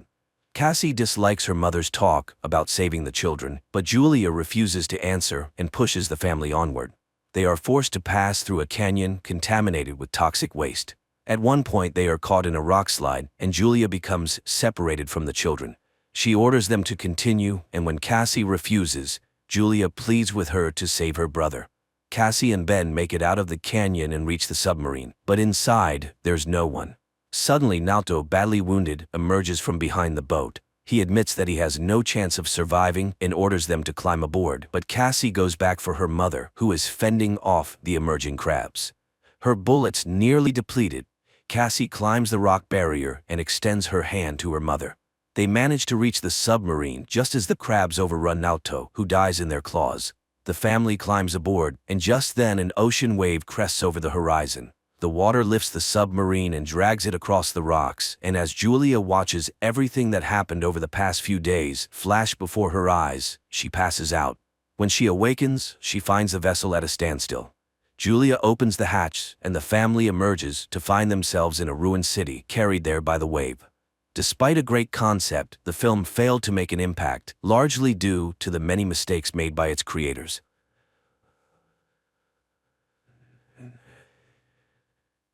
Many years ago, humanity did indeed colonize Mars, where cities and villages were built, and Nikolai established a whole farm where he operates with his family and helper robots. However, the grasping hands of the oligarchy reached even to the Red Planet. In the year 2085, a young man named Konstantin is preoccupied with wealth and readily takes on any projects promising profit. His friend, Nikolai, bets on intelligence. Konstantin passionately invents a device that will help translocate consciousness, which he aptly names the Translocator.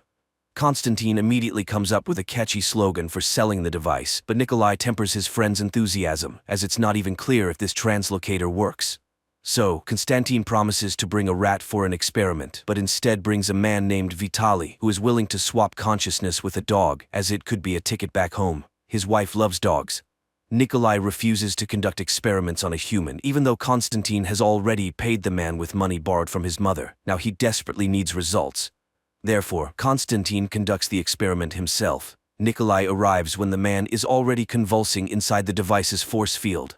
He tries to turn off the device, but at that moment it shuts down on its own because the transference is complete. However, the test subject makes no sound, and the frightened men attempt to get confirmation of the experiment's success from the dog. But the dog remains silent, while Vitaly speaks up, signaling a failure. The two men react differently to the failure. Konstantin is ashamed that at the age of 25, he's still asking for money from his mother. Meanwhile, Nikolai suggests starting a company with the slogan, "A robot in every home," and producing affordable helpers for every citizen. And if that doesn't work out, he plans to buy land on Mars and establish a farm there.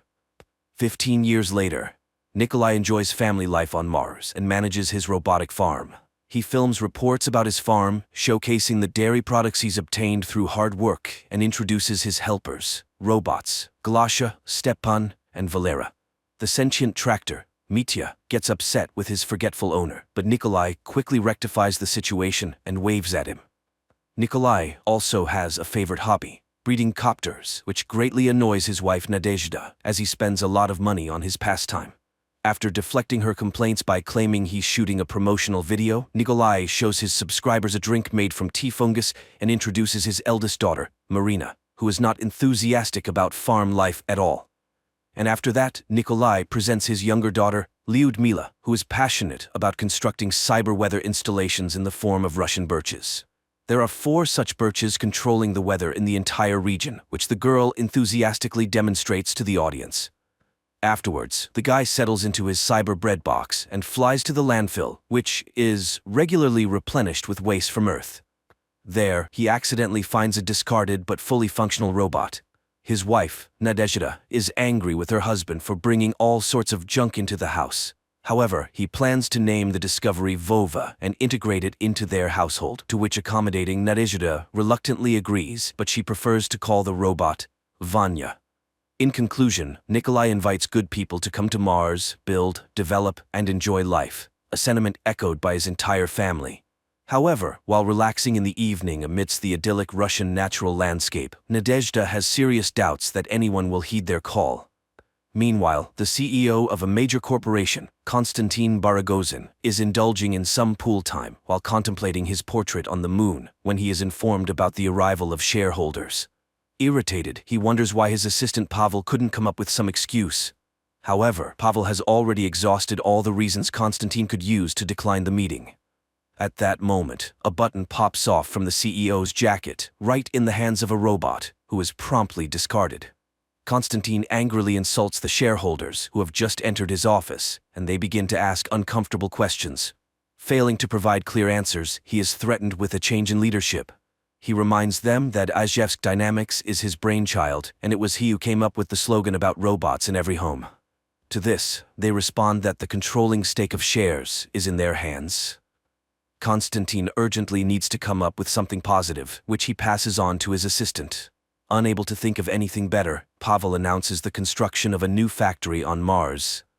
The shareholders like the idea, and Konstantin is given 1 month to execute it. In turn, he delegates the task of starting construction to Pavel. However, it turns out that the eccentric person who built the farm in the right location refuses to sell it for any amount of money. Konstantin orders that this stubborn person be shown to him and is surprised to see his childhood friend, Nikolai. Meanwhile, on Mars, a new day begins. Lyudmila sifts through the old remnants of her father's inventions and finds the translocator, but Nikolai brushes off her questions because they have a more interesting task at hand: activating the new robot. When turned on, it starts searching for a rag to perform the task of floor cleaning. At that moment, spaceships land on the farm, and from the largest one emerges a delegation led by Konstantin, who rushes to embrace his old friend. However, Nikolai isn't particularly thrilled with the guests. Konstantin is amazed by the abundance of goats, which have long been extinct on Earth. But Nikolai doesn't want to talk about his achievements because he's deeply resentful of Konstantin's underhanded takeover of their joint company. Konstantin suggests putting the past behind them and offers a huge sum of money, enough for Nikolai to settle anywhere, even on Jupiter's moon, Europa. For this suggestion, he immediately receives a punch in the face. Enraged, the director signals his assistant to read out a decree declaring the corporation as the owner of Mars, and the demolition of the farm buildings begins immediately. This is when Nadezhda steps into the fray, but Konstantin's henchmen grab the family and lock them in a hangar. Suddenly, the man realizes that the robot Vanya is missing and sees that it is still carrying out its task. Nikolai outwits the guards and escapes from the hangar, while Konstantin's assistant tries to persuade his boss to be more lenient, since evicting people from their homes is illegal. For this, he promptly loses his job. Meanwhile, Konstantin finds a sink and starts washing up, taking off his expensive jacket, which the robot Vanya promptly mistakes for a rag and adapts it to clean the floor. An infuriated Konstantin runs after the robot, but at that moment, the workers dismantle the farm's generators, and Nikolai, who has rushed into the barn, shoves his former friend, causing him to land precisely in the translocator chair. The device activates. When it all ends, Nikolai tries to activate Vanya, but it suddenly starts speaking with Konstantin's intonation and threatens to destroy the entire farm. Seeing the man's body, the robot begins to scream, realizing that its consciousness has ended up in Vanya's body. Nikolai is pleased that the translocator works, and the robot becomes angry, demanding to be returned. Meanwhile, Konstantin's body begins to behave erratically, which his assistant notices. Pavel orders that the suffering CEO be taken away, pushing aside the annoying piece of machinery. Nikolai sees Konstantin being loaded onto a spaceship, where his family is, and rushes after them, but the spaceship takes off, leaving Nikolai and Vanya with the CEO's consciousness in an iron head. At night, Nikolai fixes his car, all while enduring Konstantin's reproaches, who demands that the man urgently take him back to Earth, for which they need to reach the train station. Nikolai scolds the inept CEO, who then sets off on foot but gets stuck in Martian sand. In the morning, Nikolai finds him, and upon hearing his promise not to interfere with the farm, digs out the robot and drives it to the train station, encountering a Martian sandstorm along the way. Meanwhile, Konstantin's assistant returns home, where he is greeted by his wife and children. He has to admit that he got fired. Galina reminds him that their family is drowning in subscriptions, for the apartment, for the car, for the new renovation. They'll have to give up Italian wallpaper and designer furniture. And tomorrow, their subscription for the refrigerator expires. Maybe they should ask Baragozin for leniency. After all, it's all for the family. Meanwhile on Mars, Nikolai frees himself from the sand-covered car and locates Vanya's head by his voice. Searching further, he finds Vanya's body, which he has to catch up to. After assembling the robot, he digs out the car, and Vanya confesses that the train they're rushing to is the last one, because nobody should know about the construction of the new factory. Finally, the couple manages to pull out the car, but it refuses to start, so Nikolai forces Vanya to apologize to the supposedly offended car, laughing at the absurdity. After that, the car starts and speeds towards the train station. At the same time, Pavel arrives at the office and sees damaged robots, scattered belongings, and an incoherent CEO who makes him eat soap. He calls a doctor who gives a startling diagnosis. Baragozin's memories and personality have been erased, and his level of development is that of a 1-year-old child. Meanwhile, Nikolai's car approaches the city of Marsyansk when an elderly woman flags them down, asking for a ride to the train station. The old lady takes a liking to Vanya, reminiscing about her own robot, Grishka. She had sold her land to Baragozin's company, received a gift, and got a train ticket. Nikolai asks the old lady to share her thoughts about the oligarch, because he can convey people's opinions to him. The elderly lady begins to express her desires, which Vanya has to confirm. Finally, the group arrives at the train station. Nikolai says goodbye to the car and sends it home. The people and the robot then board an interorbital elevator and ascend to the platforms. However, there are no tickets left for the train to Earth. Nikolai tries to negotiate with the conductor when Vanya notices a ticket with the elderly fellow passenger. Meanwhile, on Earth, Galina seeks details about the incident from her husband. It turns out that Baragozin won't start speaking and thinking somewhat normally for at least a year or two. She advises her husband not to tell anyone anything and to become the leader of the corporation and to raise a good person out of the former CEO. Pavel disagrees and the woman speaks, and he pauses her. He works to fulfill all her wishes, but she's putting pressure on him. However, in reality, she's just a hologram, just like the children she made him subscribe to, even though they don't even resemble him. After expressing all his grievances, the man unpauses Galina, who, upon realizing that he had paused her, becomes furious with accusations, as he doesn't even understand what it's like. She's not doing it for herself but wants to make him successful and wealthy. He deserves it, after all. Pavel asks her to reduce the vanilla quotes option, and the hologram complies with his wishes but continues to pressure her husband. Meanwhile, Vanya brings a ticket to Nikolai, and the couple boards the train. But then, the man sees the elderly lady from earlier outside the window who can't find her ticket, and realizes where the robot got it. Vanya, pretending to be Konstantin, promises to send a shuttle for the old lady when they reach Earth, but Nikolai knows the true value of his promises. He demands that the robot apologize, return the ticket, and put the grandmother on the train. Vanya literally tosses the old lady into a moving car when the grandmother standing on the platform addresses them. It turns out that Vanya put a completely different grandmother in the car. Nikolai sends Vanya to catch up with the train and remove the wrong grandmother, while he helps the actual traveler catch up with the car. But the grandmother activates the rocket engine on her suitcase trolley and catches up with the train herself. The train departs. Vanya expresses everything he thinks about Nikolai's softness, which caused their separation in the first place. Then Nikolai switches Vanya to vacuum cleaner mode and it starts cleaning the platform, threatening Nikolai with dire consequences when it returns to its body. Vanya finds a space mail ticket. Nikolai has an epiphany. The couple heads to the post office. At the same time, Pavel is getting ready to sleep in Baragozin's residence when Galina reminds him of certain options that were not available to them. Nikolai and Vanya set out on their journey to Earth in a postal box, but there's a mix-up at the sorting, and the package veers off course to Pluto. Meanwhile, Nikolai's family returns to Mars in a hacked rescue capsule, landing in the desert. They immediately spot their car passing by. That's where the second episode ends. Folks, if you're interested in finding out what happens next, please write about it in the comments, and we'll shoot the continuation.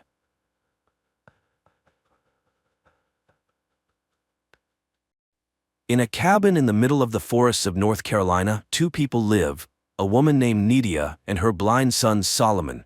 The only thing left from the father, a hunter, is an audio recording where he explains to the boy that they were forced to move to this place in the hope that his mother would be able to heal. But the hope was in vain. Nydia's condition only worsened. On that day, the mother calls her son to check the traps. Before leaving the house, the boy habitually ties a rope to his belt, the other end of which is attached to the porch. This measure is necessary so that the child can always find his way home, and so that the mother knows in which direction to look for him if something happens. The woman teaches Solomon how to set and find traps for animals, and approves of how quickly he learns. Later, she shows him how to properly skin animals without damaging the fur, which can then be used to make clothing. One day, the curious boy catches an insect and traps it in a jar, only to be saddened when he notices that the beetle no longer makes any sound. The mother explains that living creatures cannot survive like this. They need air, food, and water. One day, the woman suggests that the child go fishing to celebrate the birthday of his deceased father, who loved this activity and always took Solomon with him. Afterward, she plans to bake a cake, which excites the boy. The pair head to the river. Suddenly, Solomon notes that all the animals and birds seem to have disappeared, and a ringing silence surrounds them. The woman, who also notices this, jokes that they were scared of the boy and warn the fish in the river. The boy relaxes, but the unpleasant feeling remains in his soul. Sitting by the shore, he suddenly asks questions about death. Nydia is surprised but explains that death is simply a change of existence, like a chrysalis turning into a butterfly. Life continues but in a different form. But why is Solomon interested in this? After all, he is young, full of energy, and will live for a long time. After sitting by the shore with their fishing rods and not getting a bite, the woman suggests that the boy dig up some worms. He happily agrees and ventures deeper into the forest. The boy finds some worms near a rotten tree and feels an iron chain under the leaves. But as soon as he tries to pull it to find out where it leads, the mother arrives, sensing something suspicious in the forest. She praises her son for finding the worms, but suggests they finish fishing for the day. The pair return home, where the mother tends to the household chores, the garden and the goat, which provides them with milk. Solomon helps dig up root vegetables. The mother praises her son for his help, hiding that she feels worse and worse. In the evening, she bakes the promised cake and suggests that her son sing the traditional song, but the boy doesn't like it. Then Nydia offers to let him blow out the candle on the cake in front of him, and Solomon fulfills the request, but he refuses to share his wish, believing it won't come true if he does. At night, the mother plays an audio recording she and the boy's father made for little Solomon. They tell a story about a little goat that once ran into the forest where a terrible monster lived. The parents loved their little goat very much and were inconsolable, but the goat, seeing the monster, managed to escape and return home, bringing great joy to his mother and father. They hugged him, and he promised never to return to the dark forest again. After listening to the story again, Solomon again raises the question of death, as he didn't understand his mother's earlier explanation. Then Nydia tells him about faith. However, the boy barely understands and declares that he believes in his mother above all else. The years pass, but one day the mother disappears, leaving the boy only a recording of her voice, in which she says goodbye to her son and reminds him of the three main rules of their life. He must always share with the forest everything he gets from it, half for him, half for the forest. The second rule, when he feels down and ready to give up, he must sing their song. And the third rule, he must never take off the rope. Time passes. Solomon becomes a teenager. He has fully adapted to life alone, hunting, fishing, chopping wood, and checking traps on his own. When he feels particularly sad, he listens to the tapes with the voices of his loved ones. One day while eating near the house, the boy hears a strange sound from the thicket. Putting down his plate, he rushes into the forest but finds nothing unusual, though he senses someone's presence nearby. Before bed, he listens to his mother's voice recording again. However, he cannot sleep. The boy gets up and leaves the house. Then he hears the plaintive bleating of his goat and runs towards the sound until the rope reaches its limit. At the very edge of the rope's reach, he manages to feel the goat's body in the grass, but at that moment, something unknown grabs the animal and drags it into the depths of the forest. Feeling his hands, the boy realizes they are covered in blood and tries to wipe it off. Morning comes. Solomon is frightened but continues to live according to his established routine, but one day he suddenly hears a gunshot in the forest. The boy rushes in that direction and stumbles upon a dead deer. But then, a man emerges from the trees, claiming it as his kill. Frightened, Solomon begins to wave his knife, and the stranger is forced to knock him out with the butt of his rifle. The boy comes to his senses, near his house. The hunter, sitting opposite, tends to his wound, apologizing for the harm caused. He read the name on the knife, Lucas, and assumes that's the boy's name. But the boy admits that it was his father's name, who is now gone. The hunter apologizes again, saying he didn't mean to scare him, and noticing the rope, he carried him back to the house. Hank, the man's name, asks the young man why he lives alone and where his parents are, as the boy looks very young. But Solomon doesn't answer. The day is already ending, so the hunter asks for permission to spend the night in the house. In return, he offers some painkillers. When the boy refuses, as he doesn't know what pills are, Hank promises to cook a hot meal from the deer, and Solomon agrees. Hank examines the house from the inside and realizes that the young man has never left its boundaries and therefore simply doesn't know about the outside world. Meanwhile, the boy listens to his mother's last message, huddled in the corner of his room, feeling uncomfortable in the presence of a stranger. Hank finds homemade books that Solomon's mother made for him and feels sorry for the boy. He behaves kindly and generously offers the young man the soup he prepared. He again offers to help the boy, saying he can guide him to people and help him settle into the big world. But Solomon refuses, which Hank attributes to his deep love for home, lamenting that he himself doesn't have one. He again asks about the parents, saying the boy looks a lot like the woman in the photo, perhaps that is his mother. After dinner, they go to bed, though Solomon doesn't part with his knife, but realizing that Hank poses no threat, he finally lies down. However, in the middle of the night, both are awakened by a loud and terrifying sound, similar to the roar of an unknown animal. Hank, armed with a flashlight and rifle, goes outside to check what's happening. It's quiet around the house, and the man heads into the forest. Soon he finds blood traces at the base of a tree and realizes that some animal has died there. On the tree itself there are bloody marks, and the bark is scraped off. Stopping, Hank surveys the area through his scope and notices something suspicious in the bushes. He fires, but the creature leaps from behind the tree with a terrifying roar and charges at him. Realizing he missed, the hunter runs. Reaching the house, he sees Solomon in some sort of trance. The boy just sways from side to side, humming a tune to himself, and doesn't respond to the man's questions. Hank, getting no answers, leaves him alone. After all, he believes he scared off the beast, and now they are safe. The man promises to get the boy out of the forest so he can live a normal life, unafraid of any monster. In the morning, Hank finds Solomon in the shed. He offers to repair it since all the necessary materials are there, except for the chain. Solomon recalls finding a chain in the forest as a child and takes Hank to the spot. The man marvels at how the boy navigates using the rope. The boy explains that it's the only way to survive. Soon they find the place. Hank, noticing the chain, grabs it and starts pulling, but realizing it's tied to something, he follows it and finds some kind of burrow. Nearby lie metal shears, which surprises Hank. However, he cuts off a piece of the chain and returns with it to the house. While the man works on the repairs, Solomon asks for a piece of venison, and after receiving permission, throws it into the bushes. To the hunter's surprise, the boy explains that it's a rule. Everything taken from the forest must be shared with it, as his parents taught him. The hunter believes this practice explains the appearance of the beast they heard at night. He suggests they set a trap for the monster to ensure the boy's safety.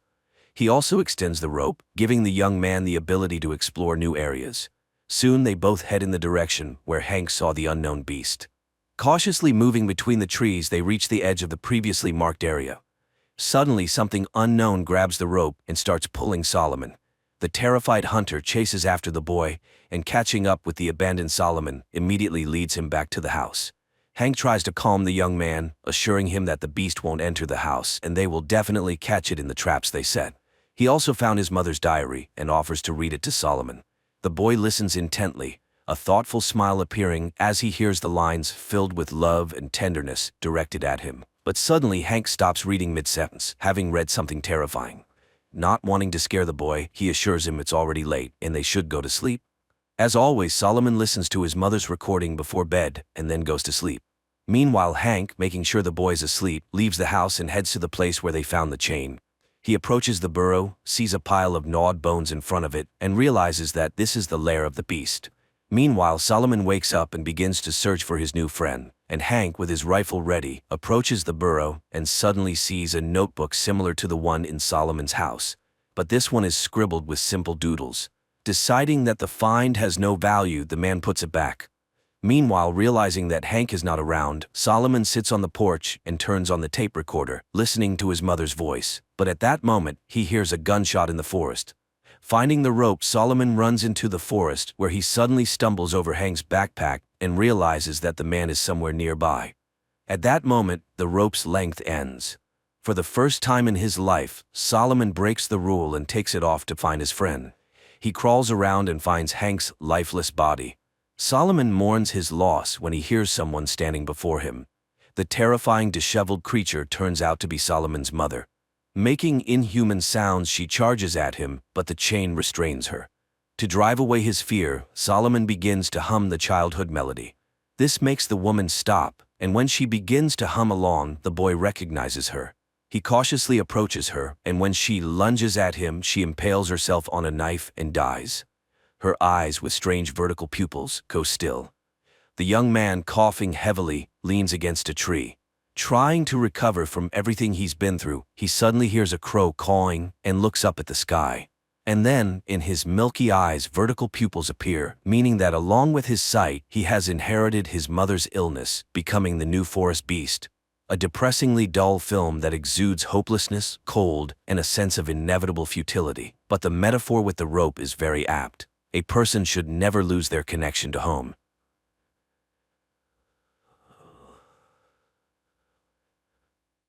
At the beginning of the movie, we see an experienced fisherman heading out to sea. Like thousands of times before, he casts his net from the boat, but something goes wrong and the net gets caught on something on the ocean floor. The fisherman dives down, but he can't make it back to the surface as a huge school of fish surrounds him. Charlie, a lighthouse keeper, calls her colleagues in Germany to discuss current affairs. She's interrupted by a signal on her monitor and rushes off to investigate. Charlie has to swim to the duty buoy to dive into the water and retrieve a sensor that somehow got tangled up in fishing nets. Strange things are also happening in Canada. Leon, a young whale researcher, is called to Vancouver's City Beach, where a giant killer whale washed up a couple of hours ago. After examining the animal, he heads to the fishing dock to find out who among the poachers caused serious cuts to the killer whale. An old fisherman takes Leon to his boat and shows him the bitten side of the vessel which was used to try and overturn the killer whale. Leon doesn't believe this story, but the man is sure that the fisherman wouldn't lie to him and that they had to destroy the whale to save themselves. Charlie and her new friend launch a repaired sensor into the ocean, tasked with tracking marine animal population. They notice methane ice fragments around the boat, which often rise to the surface, but today there are too many of them. Leon finally hears the whales and learns that they have been seen in various locations along the coast. Before heading out to sea, he calls his girlfriend Lizzie, who has already taken tourists on her boat to see killer whales in the wild. A giant whale appears next to Leon's boat. After freezing for a couple of minutes, the giant disappears underwater, but a whole pod of orcas takes its place. Lizzie takes the tourists onto the deck and everyone watches in awe as the whales appear. The humpback giant also appears next to the ship and the tourists are able to see it up close. The strange behavior of the whale pleases everyone except Leon, who tries to warn his friend but is too late. The next trick of the whale hits the metal of the boat. Leon arrives at the scene of the accident and tries to save those who survived the hit, but now a pod of orcas is hunting for the tourists. Leon is unable to save Lizzie. The action shifts to a French restaurant. After gathering fresh seafood at the market, the chef plans to prepare lobsters, but one of them shoots an unknown liquid into the man's face. After wiping his face, the chef continues working, but by evening he and two other cooks begin to feel ill. The chef passes away that same evening and the two young cooks are taken to the ICU waiting for the test results to determine what happened. At the same time, a Norwegian ship in the sea lowers a camera to study an unusual phenomenon, an invasion of ice worms. A few specimens are brought to the surface for study and the scientist finds a new peculiarity. These creatures have jaws and reproduce several times faster. A commission is formed and everyone agrees that they have discovered a new species of worms and bacteria. Leon talks to the owner of a fishing boat who is also a witness to the humpback whales attacking other boats the day before. In addition, Leon is shown another anomaly. The bottom of the ship that returned from the sea is covered with a thick layer of mollusks which has never been seen before. A group of scientists launches a sampler onto the seafloor to check the soil where worms were found, but due to a methane leak an explosion occurs. The ship manages to survive but the team is greatly frightened. The scientists are not only scared of the mistake during the operation but also the results of the test. In addition to the worms on the seafloor, there are bacteria that eat ice and can reach the very bottom. Jess records a video message to Charlie when something strange suddenly happens and alarming readings appear on the monitors. The water under the ship starts boiling and something pulls it down into the depths. The action shifts to Venice. A young man in love reads poetry on a bridge when suddenly the book falls from his hands and ends up in the canal. The couple immediately forgets about the poetry book because before their eyes is an even stranger sight. Thousands of giant jellyfish rise to the surface. Analysis of the bacteria from the infected chef reveals a new strain that feeds on blood cells. It turns out that several more people have died after visiting the restaurant on the coast. Leon requests permission to perform an autopsy on the killer whale to find out how pollution affects whales and whether this could be related to changes in the behavior of these giants. There is nothing inside the whale that could scare the experts, but Leon finds an unknown substance in its brain which is sent for analysis. Another victim of infection appears, a young man from a car wash. By putting together all the events, the scientists understand that the bacteria spread from the restaurant through the water supply system. Leon is informed of new cases of whale attacks. Looking at the map, the guy finds a pattern. All the changes occur with the whales during migration. To verify his suspicions, the guy sails to the place where the whales are resting during their sleep. The dive almost ends in tragedy, but Leon manages to install a camera on one of the whales and get out. Sigurd finds out that the Japanese have also found the worms, but they are not in a hurry to report it to the world. Recordings from the cameras are checked in 2 laboratories at once. Leon's footage shows that the whale pod descended to the very bottom where they were met with strange glowing. Far from the events, a new incident occurs on the coast. Hordes of crabs crawl out onto the streets of a small village. Another shot of the seabed finally lifts the veil of mystery. It turns out that one of the oil and gas companies was drilling ice in a forbidden place and damaged the seabed for several kilometers. Leon has to sneak through a fence to get to the guarded port area to collect a few more mussels for analysis from the ship, but he is caught by security and arrested. In the morning, Mr. Sato, the Japanese owner of the ship, contacts Leon. He asks the guy not to trespass on his territory in this way again, but promises to provide access to all materials for study. Charlie only now receives the message recorded by Jess a few minutes before the tragedy. When the emotions subside, the girl manages to notice some peculiarities on the recording. For example, a glow behind a porthole. Crabs are being delivered to the laboratory, which have started to emerge on the surface in different parts of the world. As expected, they too are filled with a strange substance that absorbs blood cells at an incredible speed. Charlie is reviewing the video repeatedly, not understanding what else is wrong with it. Finally, the girl's hearing catches a sound that is very similar to the sound from the deep sea recording. The girl contacts the laboratory and shows them a part of the recording that caught her attention. But her stern boss, Katarina, rejects all the scientists' ideas, considering the sound on different recordings to be just random noise. She orders Charlie to finish up the work and shut down the station for the winter without coming up with incredible theories. But after cooling down and carefully considering Charlie's words, Katarina still decides to test this hypothesis, and a helicopter with a group of scientists and a deep water device arrives on the island. The device is delivered to the island by Sigurd, and after handing it over to Charlie, he's about to leave. But at the same time, emergency messages come to the scientists on the mainland. They are only able to reach Sigurd and inform him that a terrifying tsunami is approaching the coast. Those who see it with their own eyes realize that there is no chance of survival. Sigor manages to warn Charlie and they leave. At the conference, scientists give a report that the discovered bacteria intentionally infect humans and soon everyone will have to flee far away from water sources. Leon tries to warn his fishermen friends about this, but none of them are ready to live on land, choosing to die in their familiar environment. Raheem meets Leon at the Institute to participate in a scientific conference. The best minds gather to discuss what is happening, and most agree that there is some force at work that wants to drive people out of the ocean. Only Katarina is against everyone else. She refuses to abandon the knowledge and convictions gained through years of experience, so she orders the group to seek a logical explanation based on science. Despite objections from their mentor, the group of scientists presents their theory to the public, convincing the government that marine inhabitants infected with bacteria are intentionally attacking humans.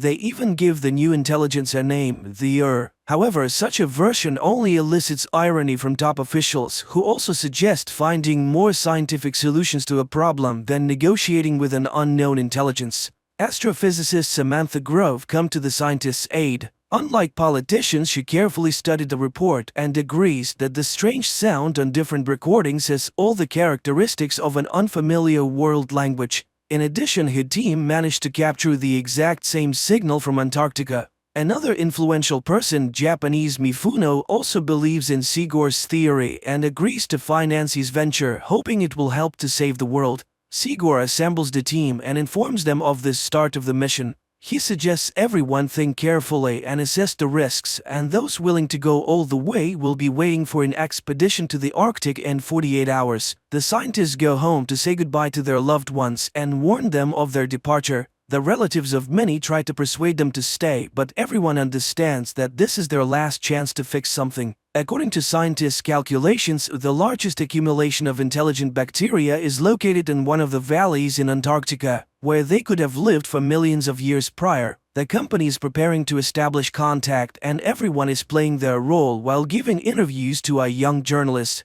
Finally, the equipment on the ship starts buzzing with interference, and the scientists prepare to capture a signal from the mysterious organism. Sarah, Mifuno's assistant, sits down next to Leon at the table and confesses to him that she would have never believed in their theory if it weren't for her boss, who has proven over many years that his intuition never fails. Samantha is devising a plan. She intends to add a sound of a human child scream to the organism's audio signal and return the recording to the intelligence to show that they are ready to communicate. Charlie asks her colleague to take her with him in the diving apparatus to the bottom. The ship drops anchor and the scientists begin transmitting the sound message. Meanwhile, the daring couple gets into the capsule and prepares to dive to the depths. The whole team is eagerly awaiting any reaction, and finally movement appears on the radar and the sensors pick up a sound signal. The team from the capsule tries to contact the captain's bridge to report that their fans are malfunctioning and they are running out of oxygen, but communication is not working.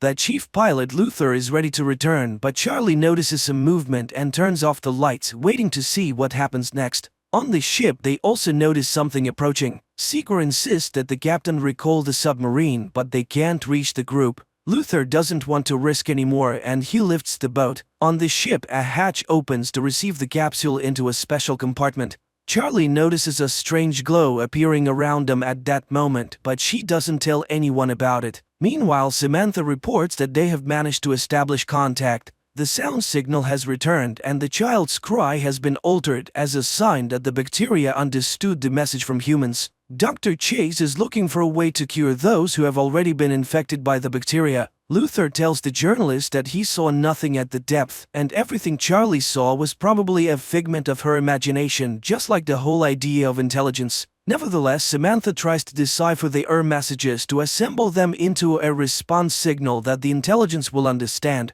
While staying in the compartment with the capsule, the journalist notices a glow in the pool. The lights on the ship go out and interference begins. When everything is restored, the captain sees the journalist's body fallen on the monitor. Chase tries to save the girl, and on her lips she notices a liquid resembling cerebrospinal fluid. Samantha tells the team and the captain that during the voltage surge there was a signal surge and it was so low that no one heard it. But most importantly, in the opinion of the astrophysicist, it originated from inside the ship. Charlie listens to what her colleagues are saying, but she never musters the courage to tell them that they brought the bacteria into the pool. Leon visits the girl, whose body has become covered in strange spots. The doctor asks the guy and Sarah for help. They must hold the girl while she takes a sample of the spinal fluid for analysis. The doctor tells the team about the results of the analysis. The substance previously found in marine creatures was discovered in Alicia's spinal cord. Chase believes that bacteria were attempting to merge with the girl's cells, and Charlie admits to seeing the glowing enter the ship with them. Samantha records a new message for the this time including an audio image from the astrophysicist.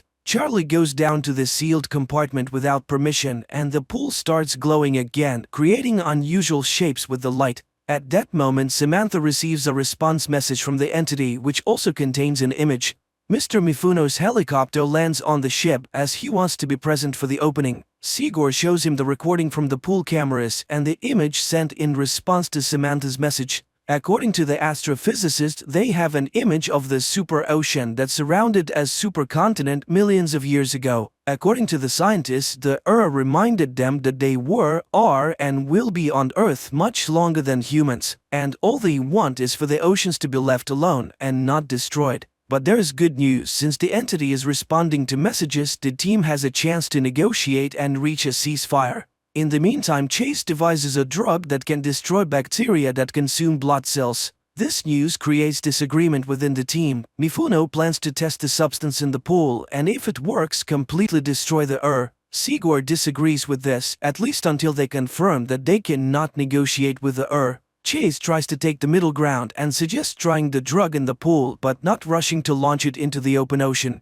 Everyone gathers to watch the experiment. Chase launches the drug into the water, which immediately begins to rise, emitting a terrible scream that shatters the glass. The captain is informed that nothing is working on the ship and they are simply drifting in the waters of Antarctica. But worse, the ship is surrounded by icebergs. The vessel collides with an iceberg, but unexpectedly a blue glow takes it somewhere else. The captain orders the engines to be started to break free from the control of the He also doesn't understand why they don't pour all the drug they have on board into the water. But Sigurd tries to explain to the captain that everything that happened now is the price for his thoughtless experiment in the pool, and no one in the world will manufacture enough of the substance to destroy worldwide. The only way out is to make a truce. While the team is deciding how to negotiate with the entity traps the ship between the icebergs. Charlie hurries to the capsule to descend and deliver Luther's body to as a sign of complete obedience. Once at depth, Charlie changes her plan. She injects leukocytes into her heart that can merge with and opens the capsule door. The body falls under the control of and the icebergs release the ship, while billions of lights envelop the girl underwater. Later, Charlie brings the ship to a deserted island. It opens its eyes and looks at the sky with glowing blue eyes. The series ends here. Please write in the comments what you think about this series.